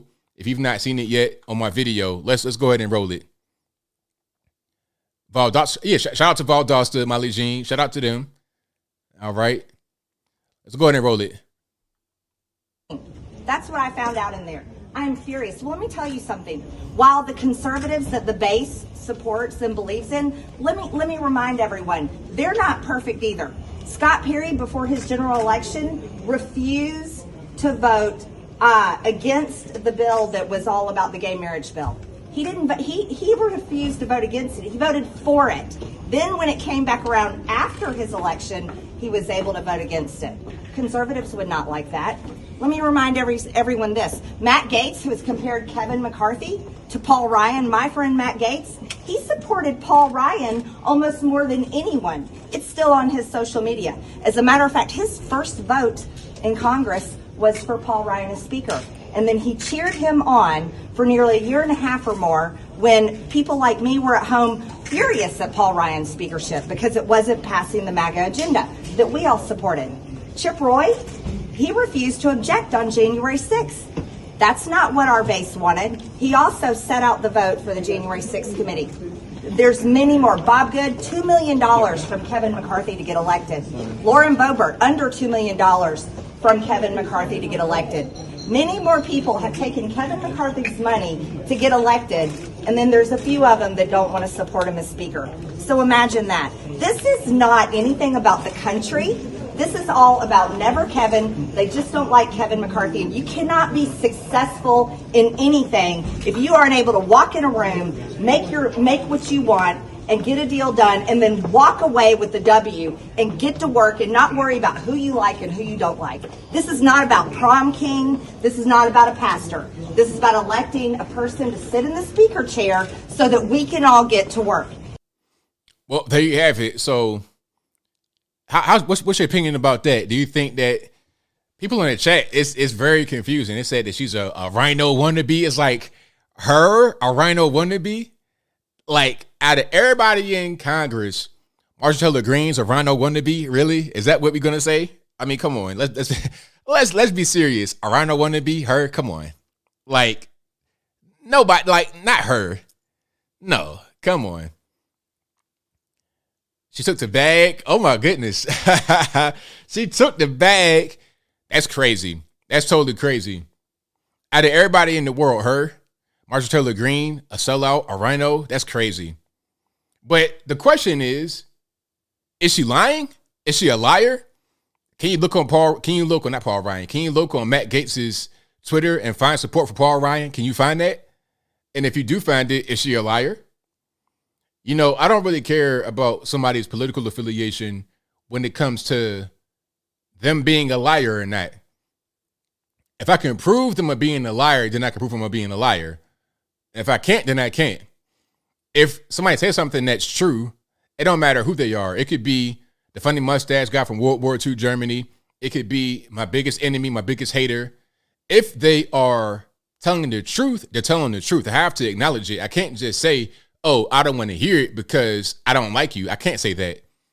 Or I can't say, I don't want to hear it because it goes against what I want to hear. If it's true, then it's true. If it's false, then it's false. And that's it. It ain't no in between. When it comes to opinion, that's different. When it comes to actual facts, like this guy got money from that guy supported that guy. Those things can be verified or they could be proven to be false. It's simple. You know, and that's all that really matters. Once we get to that, it's exactly Sean B. Is she lying? If we can get to her being honest or not, then we can address everything else. Call her a rhino, call her somebody, you know, took the bag, sell out. Okay, cool. But is she a liar though? Let's focus on that. And if she's lying, if she's not lying, not a name calling is irrelevant. It don't matter what she thinks she is. What she is not is a liar if she's telling the truth. Period. All right. So I'm reading some of the comments here. So I think that eventually Kevin McCarthy will get the speaker role, or maybe Jim Jordan. I don't see anybody else getting it, but probably Kevin McCarthy. I don't see the majority of the GOP backing down from the Freedom Caucus. And as she just said, the Freedom Caucus, they got some weird stuff going on too. Here's the first part of that clip that you may not have seen. Let's watch that for a little bit more context. All right, let's watch it for a little bit more context. And hold on, check it out. Exactly, Michael. It's only to call her a rhino.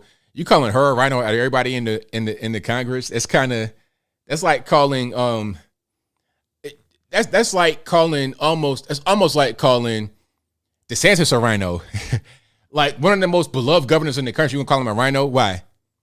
But in that conference meeting there, we found out that there were several members, 3 in fact, that went in last night and were demanding positions for themselves, demanding gavel positions, demanding subcommittees, demanding for people to be taken off committees and people to be put on committees. Three Republicans out of our 222. I want you all to know I have not done that for myself. The only thing I have done is debate and request and argue amongst my peers for the right things, for the rules package and for our agenda for the American people. And that's the only thing I've done. I haven't asked for one thing for myself, and I'm the only Republican that has 0 committees. So you would think I would be the one in there asking for something, but I haven't done that. But I find out that it's my Freedom Caucus colleagues and my supposed friends that went and did that, and they asked nothing for me. Nothing. I mean, what are you going to say to that? What are you going to say? Like, let's get down to the bottom of it. Is she telling the truth or is she lying? Then we can address anything else. But that needs to be addressed first and foremost, for sure. It needs to be addressed first and foremost. Straight on. All right. But you know what's going on the left? They got one accord. They're on one accord. They got their man. They got they passed the torch. It was Pelosi until the wheels fell. Pelosi was 1,000 years old. They were with her to the bitter end. And then when she stepped down, then they're gonna say, okay, Hakeem Jeffries, you're next up. So if they regain the House, they're gonna put him in there. And it's gonna be easy. It's gonna be unanimous. Anybody gonna dissent. Everybody's on the same page. They got it. If we can't get to that, then we're gonna have problems. And then here's something else though. Here's the next thing. If we can't get along right now in the confirmation process of a Speaker of the House, then how are we going to get along when it comes to actually passing laws, lawmaking, which is their job in the House, to pass laws? How are we going to be on one accord when it comes to that? We're going to be in the same situation. People just doing things for themselves, little backdoor deals, not getting along, not being able to. That's going to be a problem. So, yeah, that's not. See, okay, somebody says nothing wrong with asking for positions. The thing about it is, if you're leveraging your vote to get a position that you want, then at that point, it's not about the people. It's not about trying to find an America First Speaker of the House, at that point, it's about you and what you want for yourself personally. It's not about the country. It's about your personal career. That's different than what they're trying to say. So if that's the case, then just say that and be honest. Don't say, oh, we're America first, MAGA, fighting for the country. But for real, you want a seat for yourself at the table, and you're not going to relinquish vote until you get it. If that's going on, then that's a problem. It's a serious problem. That's called abusing your power. And you're holding us, the people, we the people, hostage because you want something for yourself. That's whack. A third party would sink, but there's more than one party, and there's one or two parties. People say the third party thing, but there's not just two parties in America. There are a lot of parties. Green Party, Libertarian. There's more. There's a lot more than two. The problem is people don't have the capacity to understand any other party, independent party. People know left, right, yay or nay. That's it.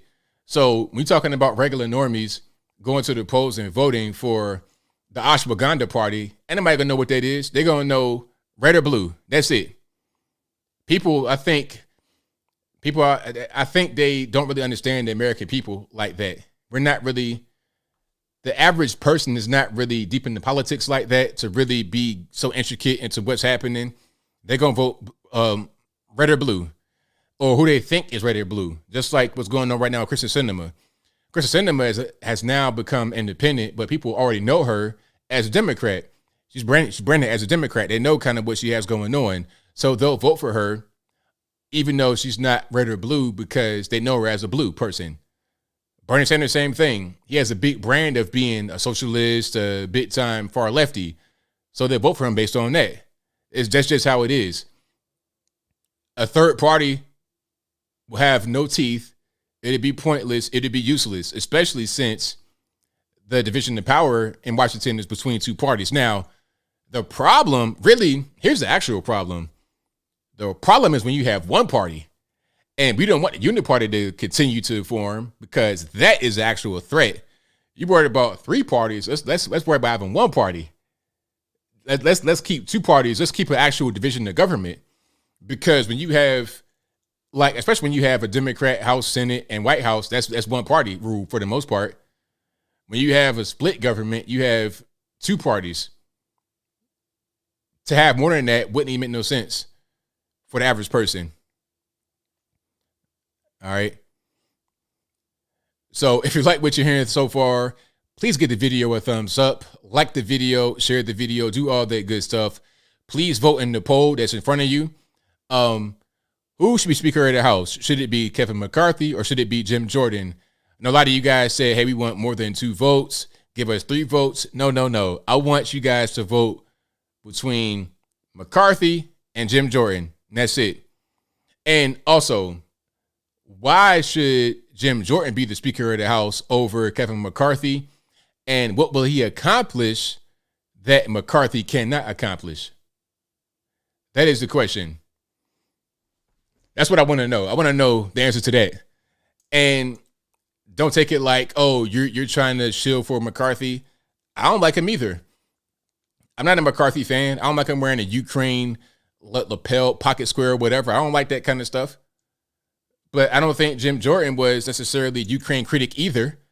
Matter of fact, hold on. Let me see what Jim Jordan said about Ukraine, just so I'm saying the right thing. All right.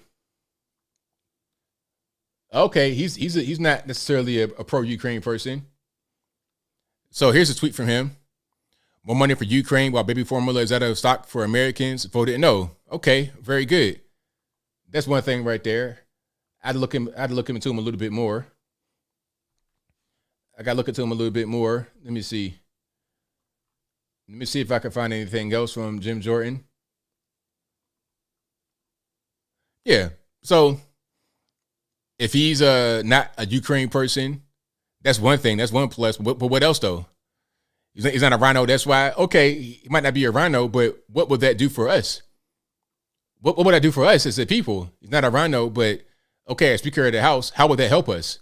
That's what I want to know. That's what I want to get down to, because if that's going to help the American people, him not being a rhino and him getting put in there, then it makes sense. But if it will make a difference. If it's kind of irrelevant or unimportant, then I got to ask, what's the purpose?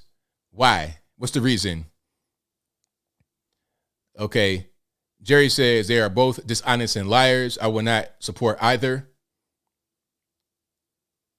Yeah, Byron Donalds won't get actually elected as Speaker of the House, I don't think.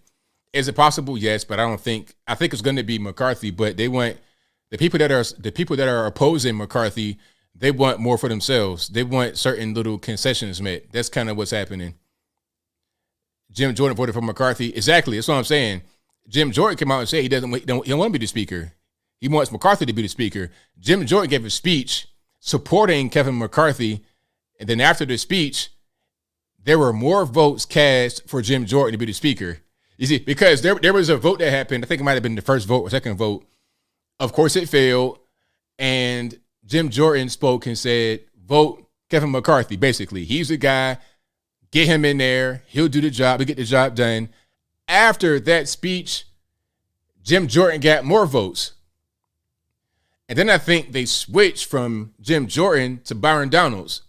It's a protest vote against Kevin McCarthy.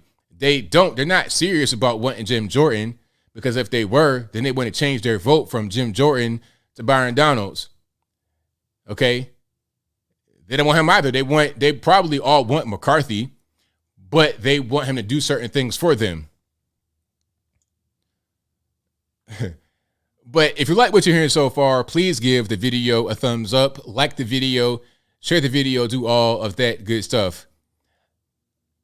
Oh, and one more thing here.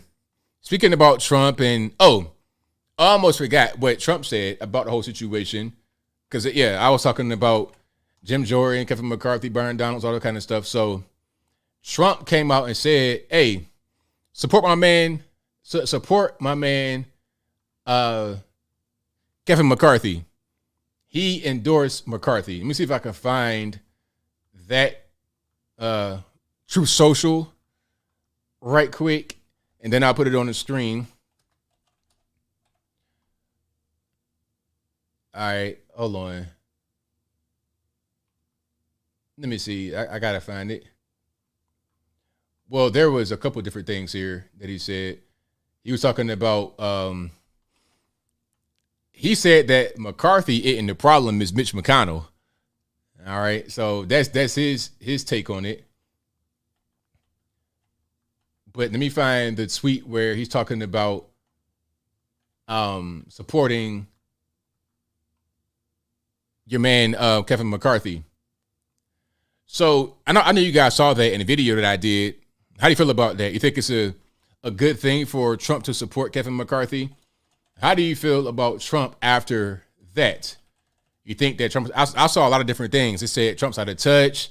He needs to fall back. He's too old. All this, that, and the third. I saw a little bit of all of that going on. So what do you guys think about that? You think it's the right thing to do for him to support Kevin McCarthy, the wrong thing to do? Y'all let me know. So somebody said Trump sold out big time. Interesting. Very, very interesting. Okay. And after that endorsement, it didn't work at all. Trump said, vote McCarthy. It didn't make a difference. Trump called Lauren Boebert and tried to get her to go the other direction. It didn't work at all. So I don't really know what he's going to do about that.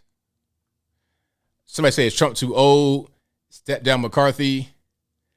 What else? No, Trump once again making personnel mistakes again. Very mad at Trump. I think Trump cutting his losses after his home got raided. Trump too old. Trump too much drama lately. Trump makes bad picks. Sick of arguing with air. Maybe Trump understands this is splitting. It's going to be a disaster. Yeah. Maybe Trump understands this is what's going on. Trump playing 5D chess with you guys. Is it 5D chess? Okay, cool. I know we reached 5D chess. That's a whole new level right there. That's something that's a brand new thing for me. Okay, here we go. I had it on my own Twitter. So let's look at it right here. I'm gonna read this for you guys. So this is Trump on Truth Social, not Twitter. He says some really good conservatives took place. Not conservatives. Some really good conversations took place last night, and it's now time for all of our great American House members to vote for Kevin, close the deal, take the victory, and watch crazy Nancy Pelosi fly back home to a very broken California, the only speaker in U.S. history to have lost the quote-unquote House twice. Republicans, do not turn a great triumph into a giant and embarrassing defeat. It's time to celebrate. You deserve it. Kevin McCarthy would do a good job, and maybe even a great job. Just watch. So this is him endorsing Kevin McCarthy. He'd been getting calls all day long asking about it. So he finally said, you know what? I'm going to go ahead and put it out there to support Kevin McCarthy. Y'all go out there and vote for him. I'm going to call people and say, hey, knock it off. Vote Kevin. But it didn't work. It didn't work. So, I mean, that's Trump. So now, since Trump said this, would you vote for him in 2024? Okay, so would that change your vote for Trump in 2024 because of this right here? Is that enough? Would that do it? If he's a nominee, matter of fact, before the nomination, so let's say it's between DeSantis and Trump for the nomination in 2024. Okay, let's just say that. Who becomes a nominee from your point of view? Is it DeSantis or Trump based? Oh, no. Is it one or the other, DeSantis or Trump?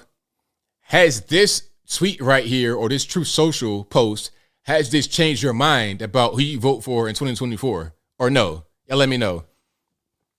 Another poll. I still got the first one up. I can't really do it.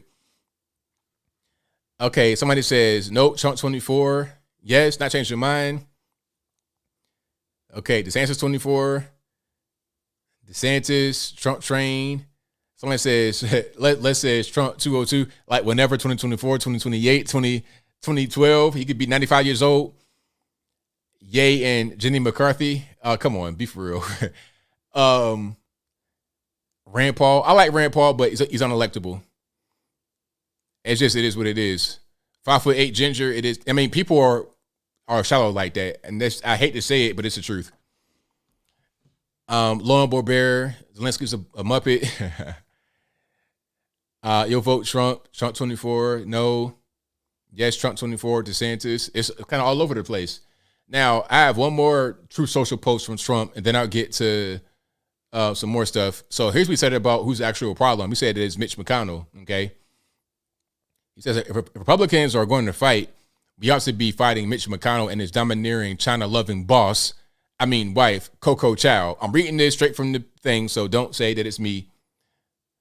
The harm they have done to the Republican Party is incalculable. Today, he couldn't be elected dog catcher in Kentucky. Sadly, he only won because of my endorsement. Went up 21 points. Sorry. A lot of me here, but anyway, he says McConnell's a problem, not Kevin McCarthy. So y'all take it how you want. You know, you think he's telling the truth? Is he not telling the truth? Do you agree, disagree, whatever? Y'all let me know. All right. Hey, Coco Chow, that's what he said. I ain't say it. I did not say it. So we'll see what's happening. But that's pretty much everything. I was talking about. Oh, and one more thing about Trump. I almost forgot because I was talking about Trump and the whole thing with the House nomination. But he also said, look, the 2024 election results, that wasn't my fault. That was not my fault. You know what happened? This is what Trump says. Trump says the reason why we did not do very well in the 2022 midterm election results is because of the issue of abortion. He said that we got too extreme on abortion. We talking about we didn't want any exceptions and all this, that, and the third. And that's the reason why we lost, we didn't do very well in the midterms. It should have been the red wave, but it was a pink splash. We didn't do well. And he's saying the abortion issue and also Republicans that wanted Roe to get overturned did not show up in the midterms like they should have. Now, is that true? Is it false? Y'all let me know what you think in the comments below. Here's what I think. I think that the abortion issue did play a part, but it couldn't. You can't win that. You can't win that issue if you're Republicans with people that are kind of on the fence, a lot of women or the left, because that's something that's kind of ingrained in them and they're not going to change it. However, if you try to meet them halfway or give concessions, you're going to lose someone to right. A lot of your Christians that say, look, life starts at conception. There's a big gap between a Christian conservative in Georgia and a lefty liberal in New York, or even in Atlanta, Georgia. It's a night and day thing, and you can't really change it.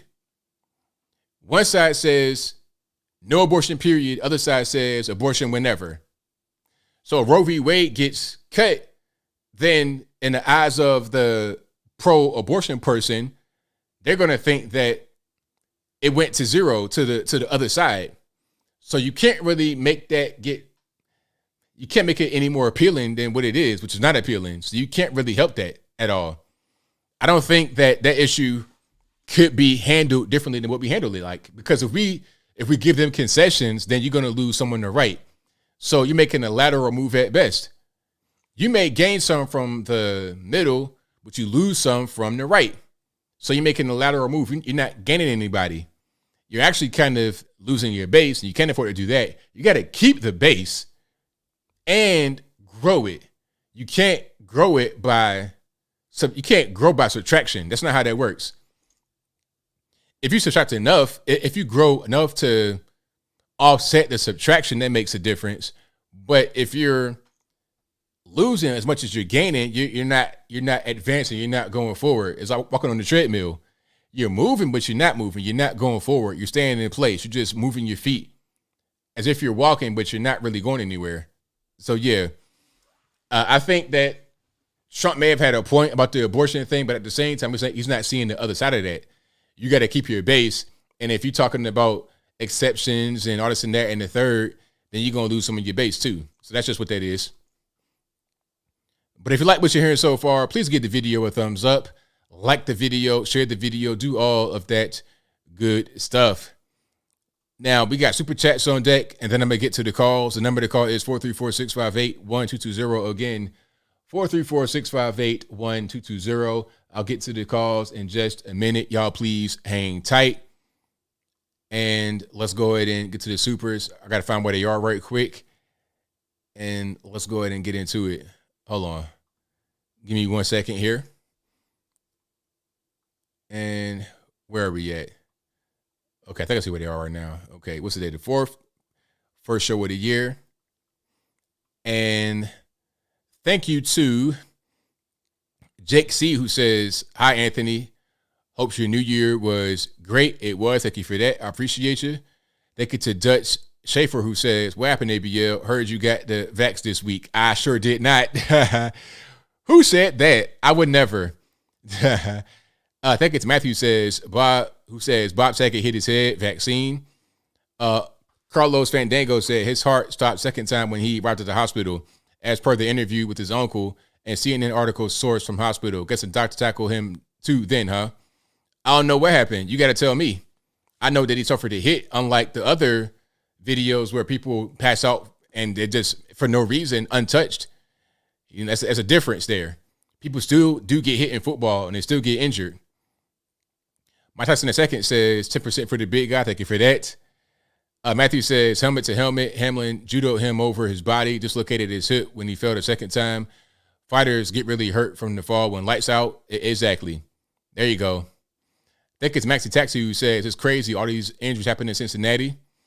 I think it's a Rebecca Starr. I read that one earlier about her friend Uche. May he rest in peace. I think it's a Carlos who says if Hamlin's first heart attack was caused by the impact, why the second one at the hospital? Oh, wise one. Look, man, I don't know everything. You asked me that. You asked me that already. I don't know. You tell me. Do you know the answer? You don't know, and I don't know either. So why ask me that as if you're gonna like try to get me in the gotcha? You don't know, and I don't know either. All that I do know is that he had a hit on the field, and the other videos that I saw, people was collapsing from just nothing. There was no hit. This was different. I don't see any videos of guys getting hit in the football game, then collapsing. I see guys that are just standing around chilling and they fall on the ground and they die or they get severely injured. They get to No White Guilt who says, ABL, you are funny as all get out, man. Keep giving them double hockey sticks. Love the quote reading rainbow and it's negative if you can't read. Thank you for that, man. I appreciate you. Yeah, that was really getting to me, the whole thing about people not being able to read. I was getting triggered. So thank you for recognizing that little bit of humor there. Thank you to Alien Spaceship who says, Georgia Pete says, thanks everyone and for the shout out. She saw your podcast. Also, she hopes to come back soon. Shout out to Georgia Peach and all you guys for being here. You guys are the best audience anywhere on these internets. If you enjoyed what you're hearing so far, please give the video a thumbs up, like the video, share the video, do all that good stuff. Now, we got calls on deck. The number to call, 434-658-1220. Again, 434-658-1220. Foster and the Prankster says, LOL, ABL, don't even address the dude's point. Oh, did I not do it or should I not do it? I'm not sure what your request is. If you're saying that I didn't do it, I sure did. If you're saying that I should not do it, you're probably right. Okay, so I'm going to end the poll right here about who should be the next Speaker of the House. I just ended it right now. And what are the results? So 84% of you guys say Jim Jordan should be Speaker of the House. 15% say Kevin McCarthy. That math ain't mathing. That's a Common Core math, but whatever. So 84 and 15. That's a pretty big difference. Much different than the GOP in the House right now. It's like the other way around, and then some as far as the GOP in the House. All righty. Thank you, Green Springs 1. Green Springs 1 says, ABL, as a classically trained person, I agree with your reading rainbow rant. Thank you. I appreciate that because the lack of reading comprehension is really kind of crazy. To think that in America, we have adults that can't read. It's nuts. I can understand if we're in a third world country somewhere and you don't have access to books or a library or teachers or anything, internet. But come on. I mean, be for real. All right. Time to get to the calls. You guys know the drill. 434-658-1220. If Skype works improperly, it's not my fault. Please blame the white man. And let's go ahead and get into it. All right. All righty, Matt, what's happening? Anthony. Man, I love reading Rainbow too. Yes, absolutely. And Star Trek. And one of the things about Geordi LaForge and the COVID-19 vaccine that trips me out the most is that probably about every fifth or sixth episode of Star Trek, there's someone like that's afraid to use the transporter. And they're like, oh, you're afraid to use a transporter? What are you, a science denier? Just use a transporter. And then that episode is about a transporter accident. Oh, wow. So it kind of reminds me of the COVID-19 vaccine. And after I get off the phone with you, I'm going to give you a link from a doctor that breaks down absolutely the vaccine's killing people.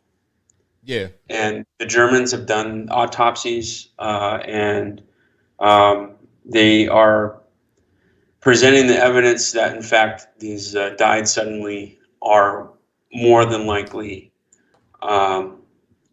vaccine related, and there's a temporal connection between when the vaccine was taken, about 20 days.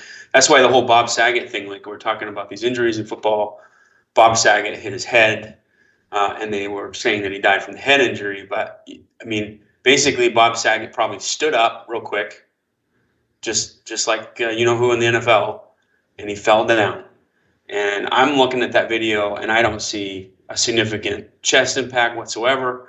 I see a tackle that guy's probably done 10,000 times before. I see him judoing the tackle over his hip, and I see him, if anything, landing on the other guy's helmet chest, because the tackle itself looked helmet to helmet to me, but maybe coming down was chest, but he popped up real quick, and that is probably what really triggered him passing out. In the same way when Bob Saget probably got out of bed, he hit his head. But it's vaccine related. put my money on it. So as far as Bob Saget, did he have? I got a little bit of echo there. So he had it hit in the back of his head big time. Now, did he have heart problems after that? Did they do an autopsy?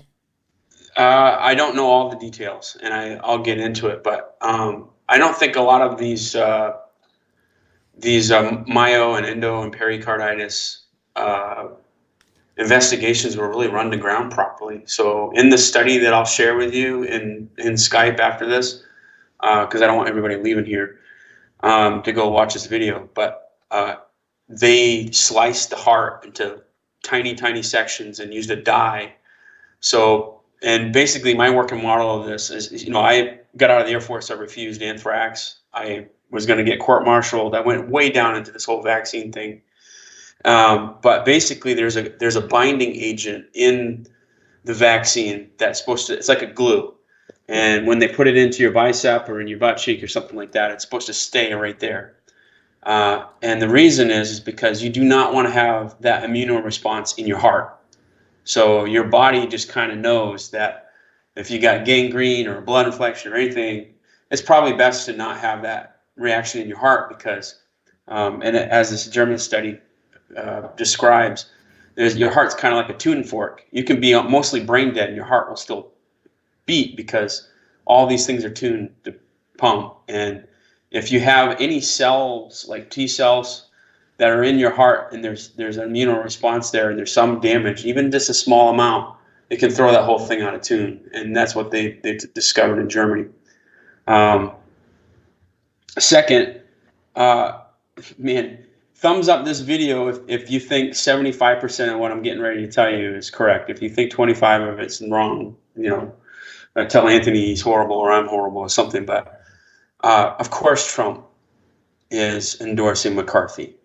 And you had someone on your podcast, I think it was me, a long time ago that said, hey, I think Trump might actually get nominated to be Speaker of the House. And I knew that this was going to be contested. I knew McCarthy did not have the votes. And this was a year ago. And what's going on is that when Taylor Greene is up there talking about, oh, they just want a job for themselves or whatever like that. Of course. But usually this doesn't happen on the floor of the House. This horse trading and stuff like that usually happens just in the Republican caucus itself. And McCarthy failed to come, 2 days ago to the House of Representatives with a properly whipped Republican Party. He didn't combine the party.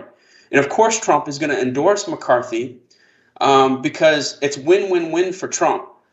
If Trump didn't endorse McCarthy, he would be blamed for the floor fight that's going on right now. Now, when a new candidate comes forward, okay, and I don't know who it's going to be. It might be Jim Jordan. It might be somebody. But when a new candidate finally comes forward and it's going to be like a leak in a boat, basically these votes are going to pour into the boat, and the Republicans are going to rally behind whoever this is. I think it might be Jim Jordan. But Trump's going to come out and say, you know what, Jim Jordan's a great guy. So Trump's going to be the unifier. I guarantee Trump's been talking to these other guys, and I don't know what Taylor Greene's talking about. I've been in politics for I was a Ron Paul delegate. I was a Rand Paul delegate. I was chair of the Republican Party in Snohomish County, Washington. Of course, it's all about the jobs. I mean, that's the whole point. McCarthy raised $1 billion. How many wins did that translate into in the red wave? You're going to blame the red wave on Trump? Trump's not even in office. Okay? You got McDaniels, that's the chair of the Republican Party. It's her job.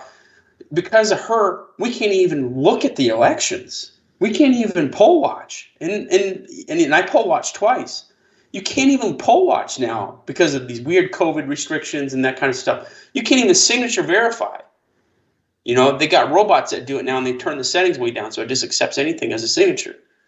Of course they're cheating, right? This isn't Trump's fault. What's going to end up happening is that because this basically brokering that's going on right now, this is entirely McCarthy's fault. McCarthy is keeping Nancy Pelosi's rules, and there's only one concession that would get every single one of these Liberty Caucus guys to vote for McCarthy. If McCarthy agreed that any one of them could bring a vote to the floor to replace the speaker. Because right now you have to get 5 to 10 people to do that. And the only concession they don't want the committee assignments. I mean, I'm sure they do, but the one that would get them to change their mind on this whole thing is just if it'll only take one person from the House, like it used to be for hundreds of years, to say, we don't have faith in the speaker. We would like to hear a motion to vacate Speaker of the House. And that's it. That's all I got for you. Thank you for the call, man. I appreciate you. Yeah, take it easy. All right, so what do you guys think? Do you think that this is all on Kevin McCarthy? He is the reason why this is not going the way it should go. Y'all let me know what you think in the comments. And the number to call, 434-658-1220. I think I might have to restart Skype here. Y'all let me know if y'all can get through or not, because I think that I'm having an issue with Skype. He was able to get through because he called in through the video, but my number might be a little bit acting up. Is the line messed up? Okay, let's restart Skype.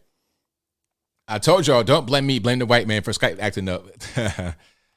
But yeah, shout out to my man Matt for the call, the first call. Let's see if it's going to restart and act properly. All righty. Anybody can call in. So went the birth. I can't. Your name is like a bunch of vowels are missing. But anybody can call into the show. It's all good. Okay. No discrimination over here over these parts. The number to call, 434-658-1220. Let me just make sure everything's right with my number. Yeah, it's right there. It should be good to go. Yep. So it's active. I caller ID. All this, that, and the third. We good. All righty. So that's that. So the real party is purple. Maybe so. Marjorie Taylor Greene saying the Republican dissenters will throw in for their share of scraps. It's all on McCarthy. My thing is, why couldn't this have been worked out before they got to the House floor? Why is it being worked out right now? Why are they talking about this now? Why couldn't this have been done previously? I feel like this all could have been done behind closed doors before they got to this point, because they knew it was coming. The Freedom Caucus knew they were going to, was this like a planned protest? What's the actual end game? That's what I want to know. This should have already been done. They should have already had the guy, already got behind them, had everything worked out. And I think I saw Marjorie Taylor Greene say that they had been working behind the scenes. I'm taking calls, but I don't know. My Skype is messing up. Like I say, y'all getting triggered, but remember, don't blame me. Blame the white man. It's not my fault. I'm gonna restart one more time, or a couple more times. However long it take for me to get it back together. Jordan would be a good speaker. He would be a good speaker. He sure would. It's all Hollywood. All right. All righty, Les, what's happening? Hey, ABL, how are you? Everything's good about yourself. Good. It's a good show, by the way, so far. I'm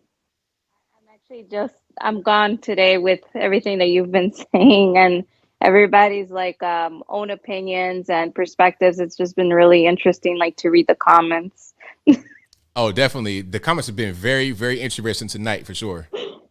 I just wanted to make two quick comments. So one, of course, with the priest, the non-binary priest, it's cringe, but I mean, it's like you stated, the wickedness has just infiltrated from within. So it is, as the Bible states it is the false teachers, the false preachers. So the Bible gave us a heads up on that, at least, That's right. And then this whole thing going on with Kevin McCarthy and Marjorie Greene. Sorry, I'm losing it a little bit here. So this is what's really interesting. You know me. I know I've asked you a lot about X-22. I'm a little bit of an X-22 girl.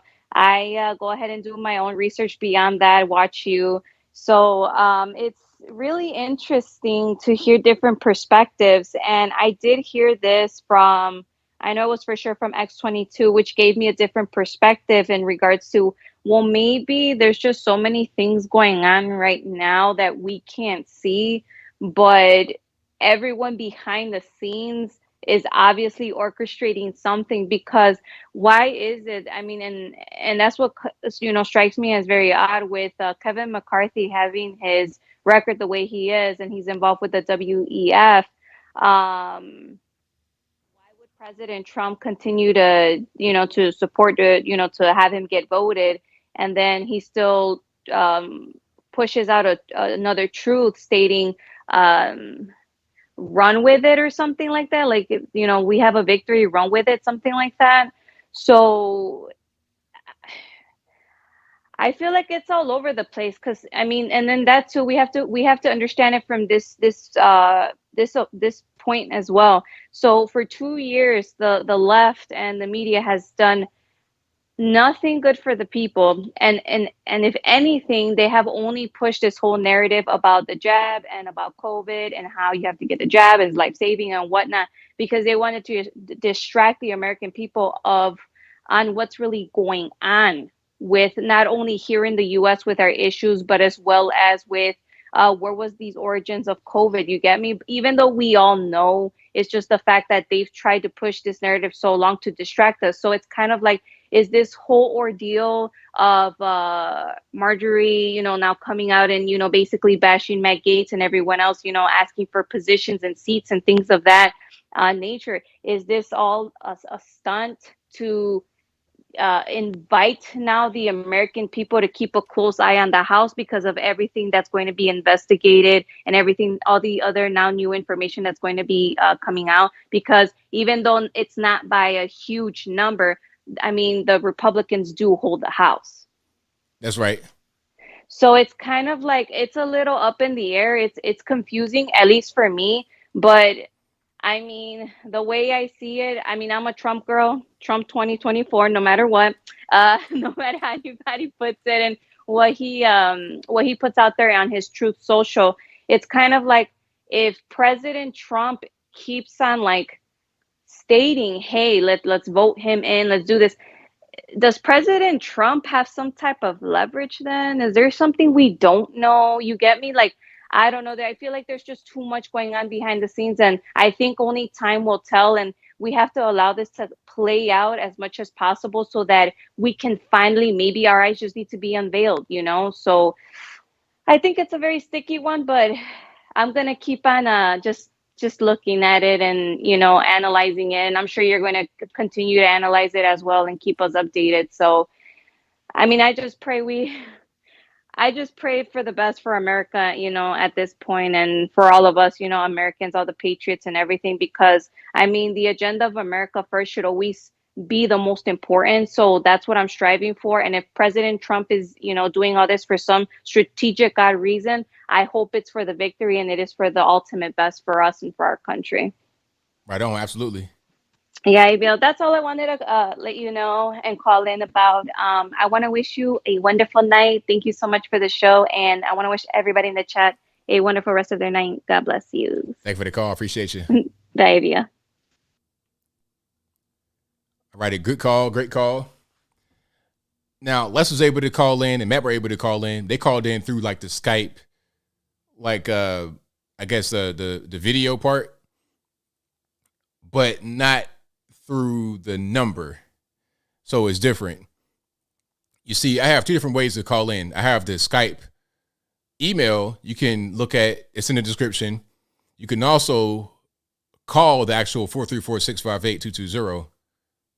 1220, 434-658-1220, but that number's not working right now for some reason. But I can see it right here in my settings. I can see it. The Skype number is right there, clear as day. All right, but you guys can't call in through the number right now, I guess. All right, Tyler, what's going on? Hey, Anthony, I just wanted to check in, make sure your Skype's working here. I am a white man, so. Yeah, so this part, if you're calling through the email, it works just fine, but the number's not working right now. Oh, okay. All right, good. Hey, I was just going to call now that we're in the middle of the Rhino Olympics, it looks like. And you brought up an excellent point, and that was, what is the alternative to McCarthy?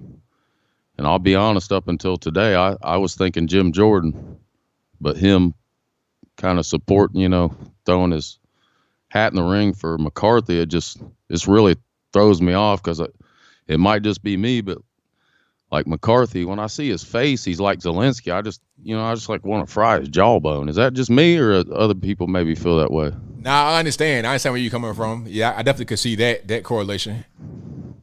Yeah, he's really cringy. But like you said, it's just so perplexing because who is the alternative? Which way do we go? And now it's, Green and Gates again. I mean, it's very complex. Hopefully you can figure it out and put my mind at ease. Hey man, I'm not sure if I could. Hopefully I can. If I had the answer, I could solve everything in the world. Well, then you'd be up there. Yeah, that's probably going to be next. I've been playing with you for years about it, but it might be your calling. I mean, you and B Tatum, y'all might have to step it up, ABL. I might have to, man. I've been hearing that for so long. Even before I started doing YouTube, I was hearing that. I was hearing that when I was a little kid, so it might have to be that way. Yeah, you're a leader, just in your personality, your character. You're a natural born leader. That's what we need. We can't do any more McCarthy's or, any of this. At this point, I'm so messed up, man. I'm almost thinking Tulsi Gabbard, and not just on her looks, because I mean, she's saying just about makes as much sense as anybody anymore. Yeah, but I definitely see that. I mean, we go round and round. Well, let's just hope DeSantis takes us. We get to the top. We'll figure out the rest. But you have a good night and keep up the good work. But think about it, ABL. It might be your calling, bro. Will do, man. Thank you for the call. Appreciate you. All right, you got my vote. All right, man. Appreciate you. All right, now stay up. All right. Great call from Tyler. Yeah, I've been hearing that for so long about, you got to run. I tell a story all the time about how I was, I was out at the mall. My aunt saw me. She was like, "When are you running?" And then I was at a dinner, and I'm speaking to donors. They have no idea who I am. I'm at this big table. They don't know who I am, though. And one of the big donors, I'm talking about, he could put M's in your account, that kind of guy. I talked to him for like 5 minutes. He's like, "Well, hey, have you considered running for office?" He had no idea. He's not watching no YouTube, or he's not on Twitter, on Insta Snap, or nothing like that. This guy's like 70-something years old. The white guy, 70-something years old. "Have you considered running?" I've been hearing that for so long, man. So I might have to do it just because, and I think that's usually how it is.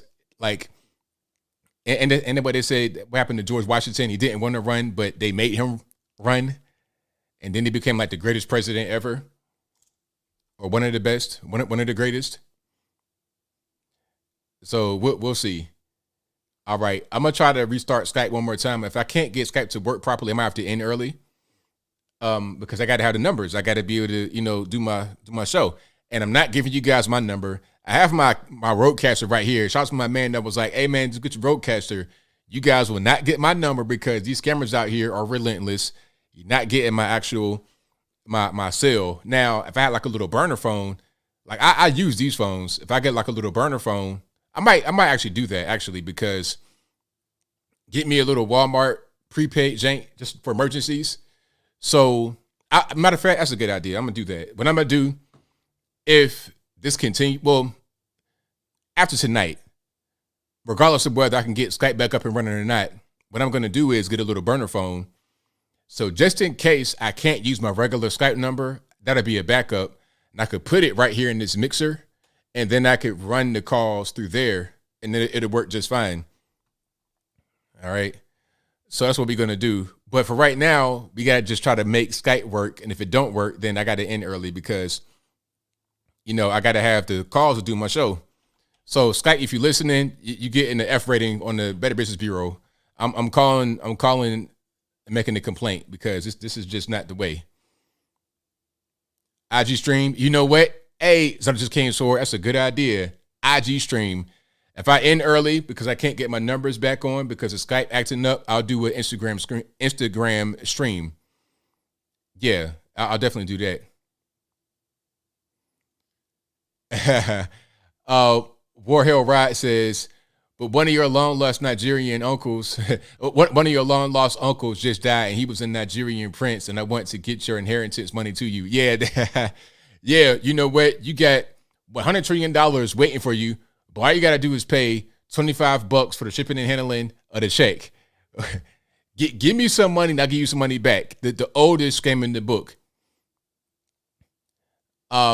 Discord, I don't know if I can really get Discord working the way I want to right now. So that might not really be an option. Yeah, I'm not sure if I can. I don't know if can do that right now. I probably need to get offline and do it and set it up so it can work properly. Yeah, because I got my Skype is open right now. If you guys want to call in, the number might not work. There's an email in the description box. Use the email and you could call me through Skype.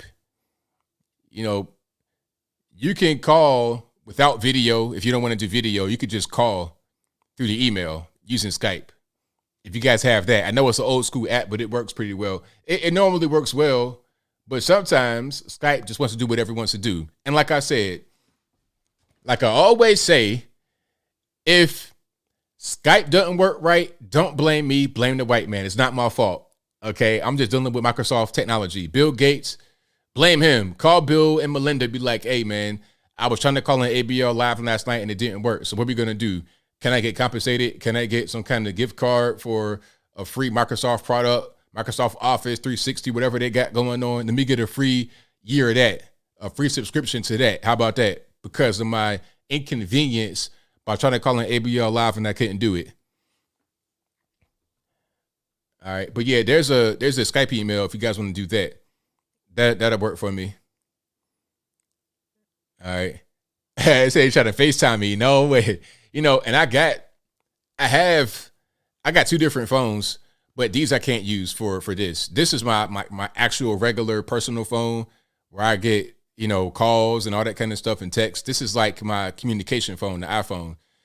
I mean, really, I got an iPhone like last year I had an iPhone before, but I didn't really use it.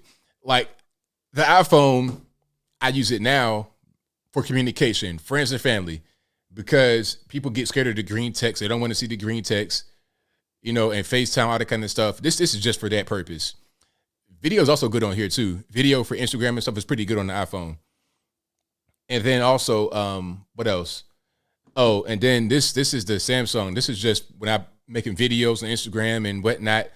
It's easy to make thumbnails and edit and stuff on here. Okay, on this one. But if not for the fact that I had friends, family, and whatnot that want to see the blue text and all that weird stuff, and I wouldn't even have no iPhone. It's just for communication purposes only. That's all. Yeah, I should get the white man discount. So if you guys are just coming into the stream, I have my Skype open. I'm trying to take calls, but the number for some reason is not working the way it should. Let me try to sign out and sign back in. How about that? Let's try that. And if that doesn't work, then it's just not going to work.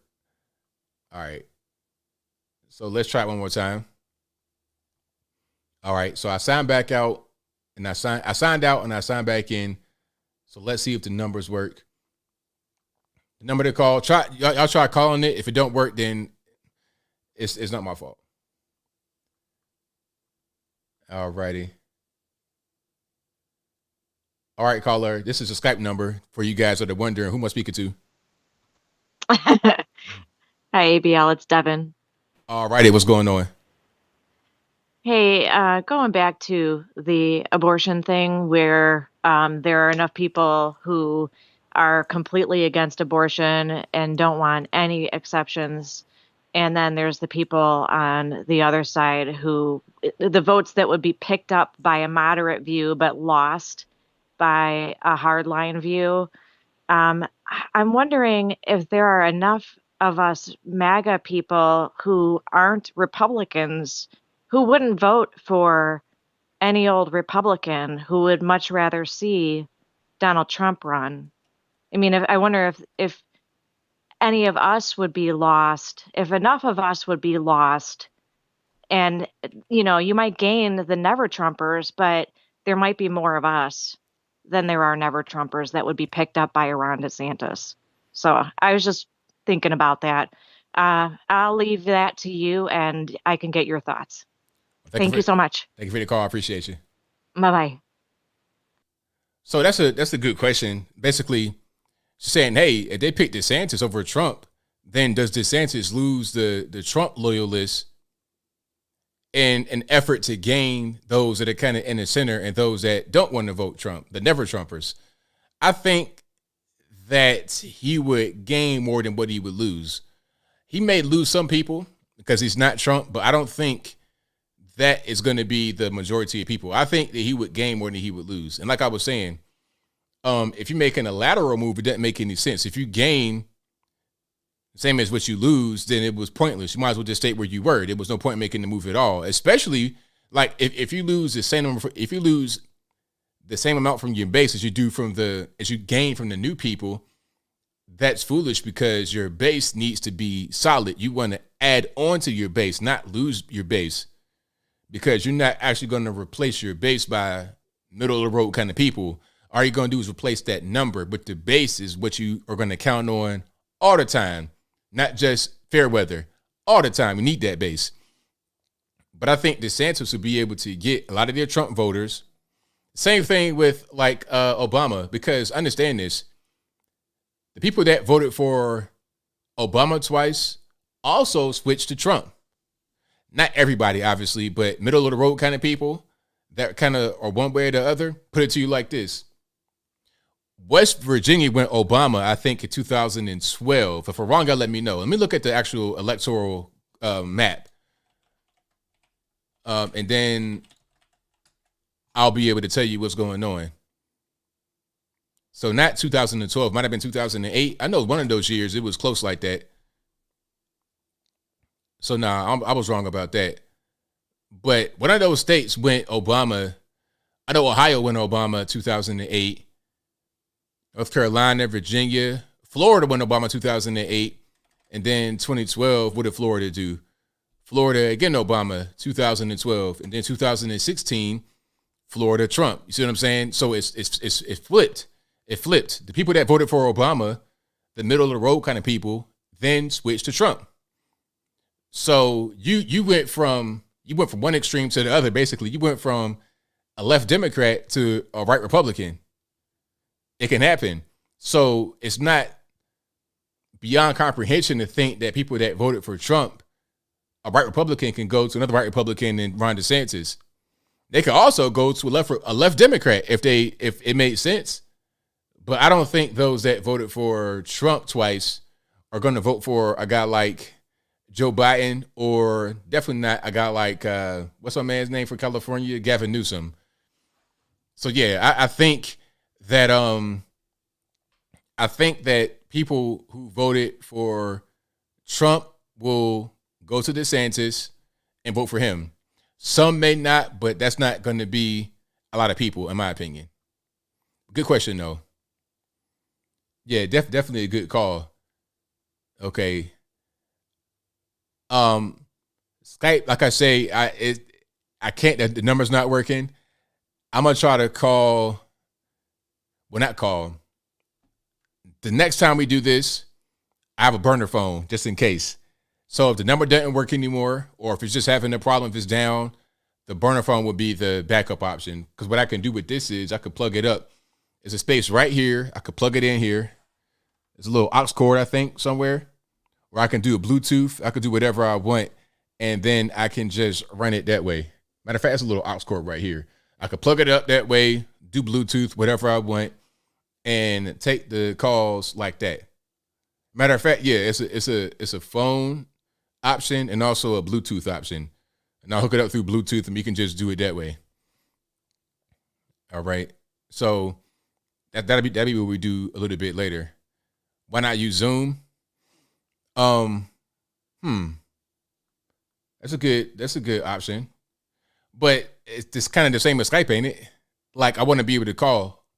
So it's kind of, if I'm gonna use Zoom, it's like the same thing as using Skype, unless people don't really have Skype and they have Zoom, because Zoom, that's the you could do video on there, right? Video and audio the same as Skype, so it's kind of like redundant. I want to be able to make calls like a phone number. You just ring. So that's what I'm gonna do. Yeah. Thank you, AC. AC says it's such a great channel, always entertaining, great calls and mods. And ABL, of course, thank you for that. I appreciate you. I really, really do. It means a lot to me. I'm glad you guys enjoy the stream, enjoy the content.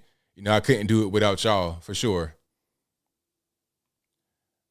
All right. So I'm reading some of you guys' comments and also looking at some other topics, other things that may happen. I may have some videos for you guys I've not shown you yet. I don't know if I do or not. But there's a lot happening. Let me check it out. Yeah, I could play some of those. Hold on. So this is Lauren Boebert talking about Trump called and said, knock it off. Let me put it up on the screen right quick. And let's do it that way so you get a better look. And zoom. So let's work together. Let's stop with the campaign smears and tactics to get people to turn against us. Even having my favorite president call us and tell us we need to knock this off. I think it actually needs to be reversed. The president needs to tell Kevin McCarthy that, sir, you do not have the votes and it's time to withdraw. And with that, I yield. Thank you. I yield. Yield back. Yes, ma'am.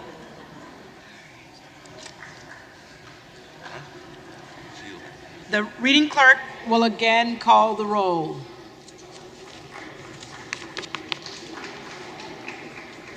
Yikes. So how you feel about that? How you feel about Trump calling and say, hey, knock it off? That's not what we do. Go ahead and get it done. How you feel about that? Y'all let me know. It's a story, a different story aside from the whole Speaker of the House kerfuffle. I just saw this, thought it was pretty interesting. I don't think I'll do a video on it. So here's the caption. California man intentionally drove his family off of a 250-foot cliff. Everybody survived, and the father is now being charged with attempted murder. But everybody lived, so nobody died. They might have been injured, of course, but nobody died. Let's not pierce your ears with the volume. Let's go ahead and play it. A daring rescue caught on camera in California after a car carrying 2 adults and 2 children flew off a cliff and plunged into the jagged rocks below, just missing the Pacific Ocean, sending onlookers into shock. I could see in my rearview mirror just the car being, straight like this, and then all of a sudden just disappeared down. Authorities now saying there's probable cause to believe the crash was an intentional act, arresting the driver for attempted murder and child abuse. San Mateo County and state officials saying the car fell 250 feet. Oh, and it was a Tesla as well. It was a Tesla from what they say. Just a turn off of California's coastal Route 1. Robin Johnson called 911. Hold on, did you guys see how far that was? Look at this. Like, look at the perspective of how far it fallen off the cliff and landed into a pile of like smooth rocks, not jagged rocks. If there were jagged rocks right there, it would have been a wrap. And it was also at low tide. If it was at high tide, that would have been all underwater. But luckily, God was on their side that day, on the kid's side. Now the man who did that, allegedly, he's going to the penitentiary. Big rocks, little rocks. If he did it on purpose, oh yeah, it's a wrap. Coastal Route 1. Robin Johnson called 911. Did not think for 1 second anyone was surviving that. But they did, saved by the timing of low tide and California Highway Patrol's incredible crew, like flight officer and paramedic Sean Bouye. Are the victims lucky that they didn't fall into the water? During high tide, this would have been underwater, this location. A daring. Yeah, so shout out to them. Shout out to the innocent people in the situation for surviving. The man was trying to make trying to end their life, trying to end his life, and it didn't work. It did not work. Somebody says, what's the best way to contact me with story ideas? You can email me, contact@anthonyblogan.com. You can go to the website. It'll be on the contact page. If you can't, spell it, remember it, whatever it is, just go to the website, go to the contact page. It'll be right there. Just send me an email with whatever you want, and we can do it that way for sure. Yeah, it wasn't their time, Les. That's right. It was not their time. Can't play God for sure. All right. Do I have more I want to show you guys? I want to show that one. I don't want to upset anybody because that might not be. That's kind of controversial. That's kind of controversial. I saw the whole thing with your man. What's his name from UFC? Dana White allegedly slapping his wife allegedly.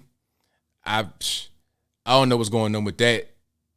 You know, that's one of those situations where it's like mutual combat. I'm not saying it's okay for a man to hit his wife. I'm just saying it might have been mutual combat going on. It might have been drinking. Hey, I don't know the full story. Hopefully he didn't just strike his wife like that. You got to go to the penitentiary, sir. But yeah, I did see that one. I want to play it because, you know, obviously that's going to be, or you're promoting violence. None of that's going on. None of that is happening. Oh, here's a good video. Just a little feel good video, not really news related. Just a little feel good video.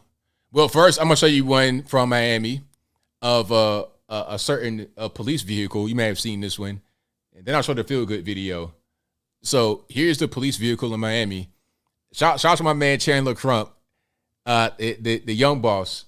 He says in his caption, "I'm being honest, guys. If this vehicle is behind me with the lights on, I'm turning on sport mode." So check it out. Here's a vehicle, the LGBTQ element of P police cruiser, I think in Miami. It's real. It's really fucking real. Sorry for the cussing. I mean, I don't know why the guy got to cuss. Like, just use your words and don't use curse words all the time. So yeah, I mean, I think that's Miami. I can't really tell where that is. It looks like Miami, but it might not be. But yeah, I don't understand the purpose. Like, why? Why have that kind of vehicle? But anyway, shout out to my man Jason. I think it's in Texas somewhere. Y'all let me know exactly where my man Jason is. He is killing the popcorn game at a movie theater. Hold on. No effects, straight original. Just enjoy. Very good. Woo. That's awesome. That's one.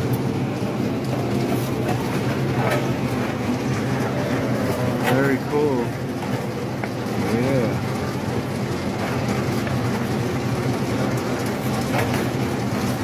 That's awesome. Wow. Jason, you got to go to culinary school. Look, Jason, go to culinary school. Like, if he opens up a hibachi joint and he's throwing shrimps and kebabs everywhere, I'm paying good money to go see him. Go to culinary school. I know you're a young man right now getting money in the movie theater. Okay, that's cool. But go to culinary and really you could be the next Salt Bae. Like, that was amazing. So shout out to you. That has 10 million views right now on Twitter. So yeah, Big Man loves this stuff. Knows his popcorn. All right. So yeah, I got to wrap it on up right now because my Skype is messing up. Sorry for leaving early, but again, y'all know it's not my fault. It's not my fault. Blame the white man. I think what I'm going to do is, since I could not have callers on the way I wanted this time, I'm going to go live on IG. I'm going to go live on IG. I'm going to set it up. I'm going to get my light and everything set up the way I want it. I'm going to go live on IG, Instagram. Instagram.com/Anthony B. Logan. That is ANTHONY, the letter B, LOGAN. Instagram.com/Anthony B. Logan. And I think what I'm going to do is maybe I'll post a link on my Twitter to it as well and my Facebook as well. Yeah, I'm sorry, Mitch Connor. I got to be able to, I want to have my calls the way I want it. And again, it's a Skype's fault. It's not me making this happen. But what I'm going to do is I'm going to get the burner phone for a backup. So if I need it, it'll be available to me. I could put some minutes on it, whatever I got to do, and keep the show going with the calls where I want. So that'll be what it is. Or if you guys don't know, if you guys are just now coming in, my phone number is not working. See, I have a phone number through Skype, right? I have two things on Skype. Well, two ways to communicate on Skype. I have the email and I have my number. And the number you buy through Skype, I've had it for years, but unfortunately, for some reason, it's down tonight. And that's just kind of what happened. So it's just one of those things. It is what it is. All right. Yeah, the phones are down for some reason. Maybe the white man that heard my opening monologue and got a little bit afraid of what I was going to say, so he shut me down. I don't know. But yeah, I think I'm gonna go live on IG and go about it that way. So that'll work. Somebody says, where was I on January 6th? At home. Right here in this room. Right here in this room. Minding my business. You know? Like when January 6th happened, people try to say, oh, you were down in DC, you going to jail. It's like, look, don't put that on me. I was at home minding my business, chilling. Okay, making videos. Right here in Tennessee, hanging out. For a speaker, it don't really matter, honestly. It don't really make a difference. I'll prefer that they just pick somebody and get done with it. Jim Jordan's cool. Kevin McCarthy, I don't really see that much of a difference in what they'd be able to do. I think I like Jim Jordan better, but I'm not sure that he could get things done that Kevin McCarthy could not do. And I've been asking that all night. I've been like, yo, what can he do that Kevin McCarthy can't? I'm getting some answers, but I'm pretty light on answers. And it's like, if there's no real thing that he can do that McCarthy can't do for the most part, what's the purpose in going through all the rigmarole? I don't really understand it. It kind of doesn't make any sense, really. All right, so that'll be it for me. I will see you guys again on Saturday live. I'll be putting out pre-recorded stuff on, of course, tomorrow, Friday, Saturday, just not on Sunday. Now, I got super chats I wanted to read right quick. Then I wrap it on up, put the bow on it. So let me think. Thank you to Tune In Dropout who says, oh, and before I get to the super chats, thank you to everybody that's been here, the mods and everybody watching, super chat and whatever you do. Thank you for that. Couldn't do it without you. And the super chats say, Tune In Dropout. Thank you for your super chat. Says, why does this have to be an either or?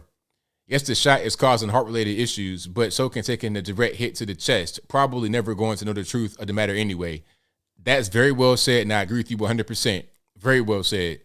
And it shouldn't be an either or, but people are so caught up in the political nature of it because they've been lied to so much, then it becomes a personal thing that they can't really ignore, unfortunately. Thank you to Miles Davis who says, if Trump actually stole documents from the White House, how did it take the FBI 2 years later to figure that out if he actually did it? Because he didn't do it. They're just trying to get anything on him to get him hemmed up in a legal system. He's been fighting legal battles for years. That's how they do. They just drag stuff out. You know, I was watching this show on Netflix. I know, sue me, tar and feather, about Pepsi and this guy trying to get a jet from Pepsi. Long story. But I'm watching that and it got to legal situations, right? It got to the lawyers. Lawyers got involved. Well, matter of fact, I'm going to just explain the plot. I got a little bit of time anyway, right? So basically back, I think in the mid-90s, right around then, Pepsi, or the 80s, I forget when it was. Don't matter. 80s, 90s, sometime back then, retro era. Might have been like 92, 93. Pepsi and Coke had little wars going on. Who's going to be the king of Coke? The king of soda, the cola wars, right? So Pepsi was doing a bunch of different ads and whatnot, and it had one ad where it was basically about merch. You could get merch for Pepsi points, and you had to buy Pepsi to get the Pepsi points. Now, at the end of the commercial, well, what they were showing things in the commercial like a hat, a T-shirt, a jacket, whatever. You could get those things for Pepsi points. At the end of the commercial, however, they showed a Harrier jet. And the Harrier jet, they said, if you can produce 70 million or 1,000 or whatever it was, Pepsi points, you can access a Harrier jet. Now, some kid had the great idea to say, you know what? That's actually attainable. How much was that cost in actual Pepsi to get the Pepsi points, to get the Harrier jet? Because I know this will cost less than the actual jet would cost if I bought it in the street. So this guy found a millionaire or somebody, some kind of financial guy, some kind of sponsor. And they found a loophole to where you could buy Pepsi points for 10 cents. So he got a check for $700,000, and he was able to give the check to Pepsi and request the jet. And of course, they ain't trying to give it up. A jet for what, 70 million back then for Pepsi points, 700,000 Pepsi points. No, we're not going to do that. So lawyers got involved, and they went back and forth. The lawyers sending stuff 3 weeks at a time, 4 weeks at a time, suing them. That's how they do. They stretch the whole thing out to get you end up in the court process, so they make you fold, make you give up. Give them something so they can actually succeed through the court process before you get to court. The process, the money, the time, all of that, they want to drain you that way. Okay, that's why Trump is going through what he's going through right now, and he's been going through it for years. They're not going to find anything, but let's drain them through the court process. Let's drag them through the court process. That's how they do. That's all it is. It's harassment. And really, for real, doesn't that kind of violate, your rights? A fair and speedy trial. It's kind of like violating that. I know the court process is not a trial itself, but I feel like the court process should be part of the fair and speedy trial. Okay. If I get a fair and speedy trial, why not a fair and speedy court process to get to the trial or to the decision or whatever it's going to be from the judge? But I digress. Thank you to 80s game guy who says big rocks, little rocks, smooth rocks, and jagged rocks. There you go. That gets to TJ who says ABL heard if you limp a little bit, you can get a free Obama phone. No proof. I just heard, quote unquote. Hey, you know what?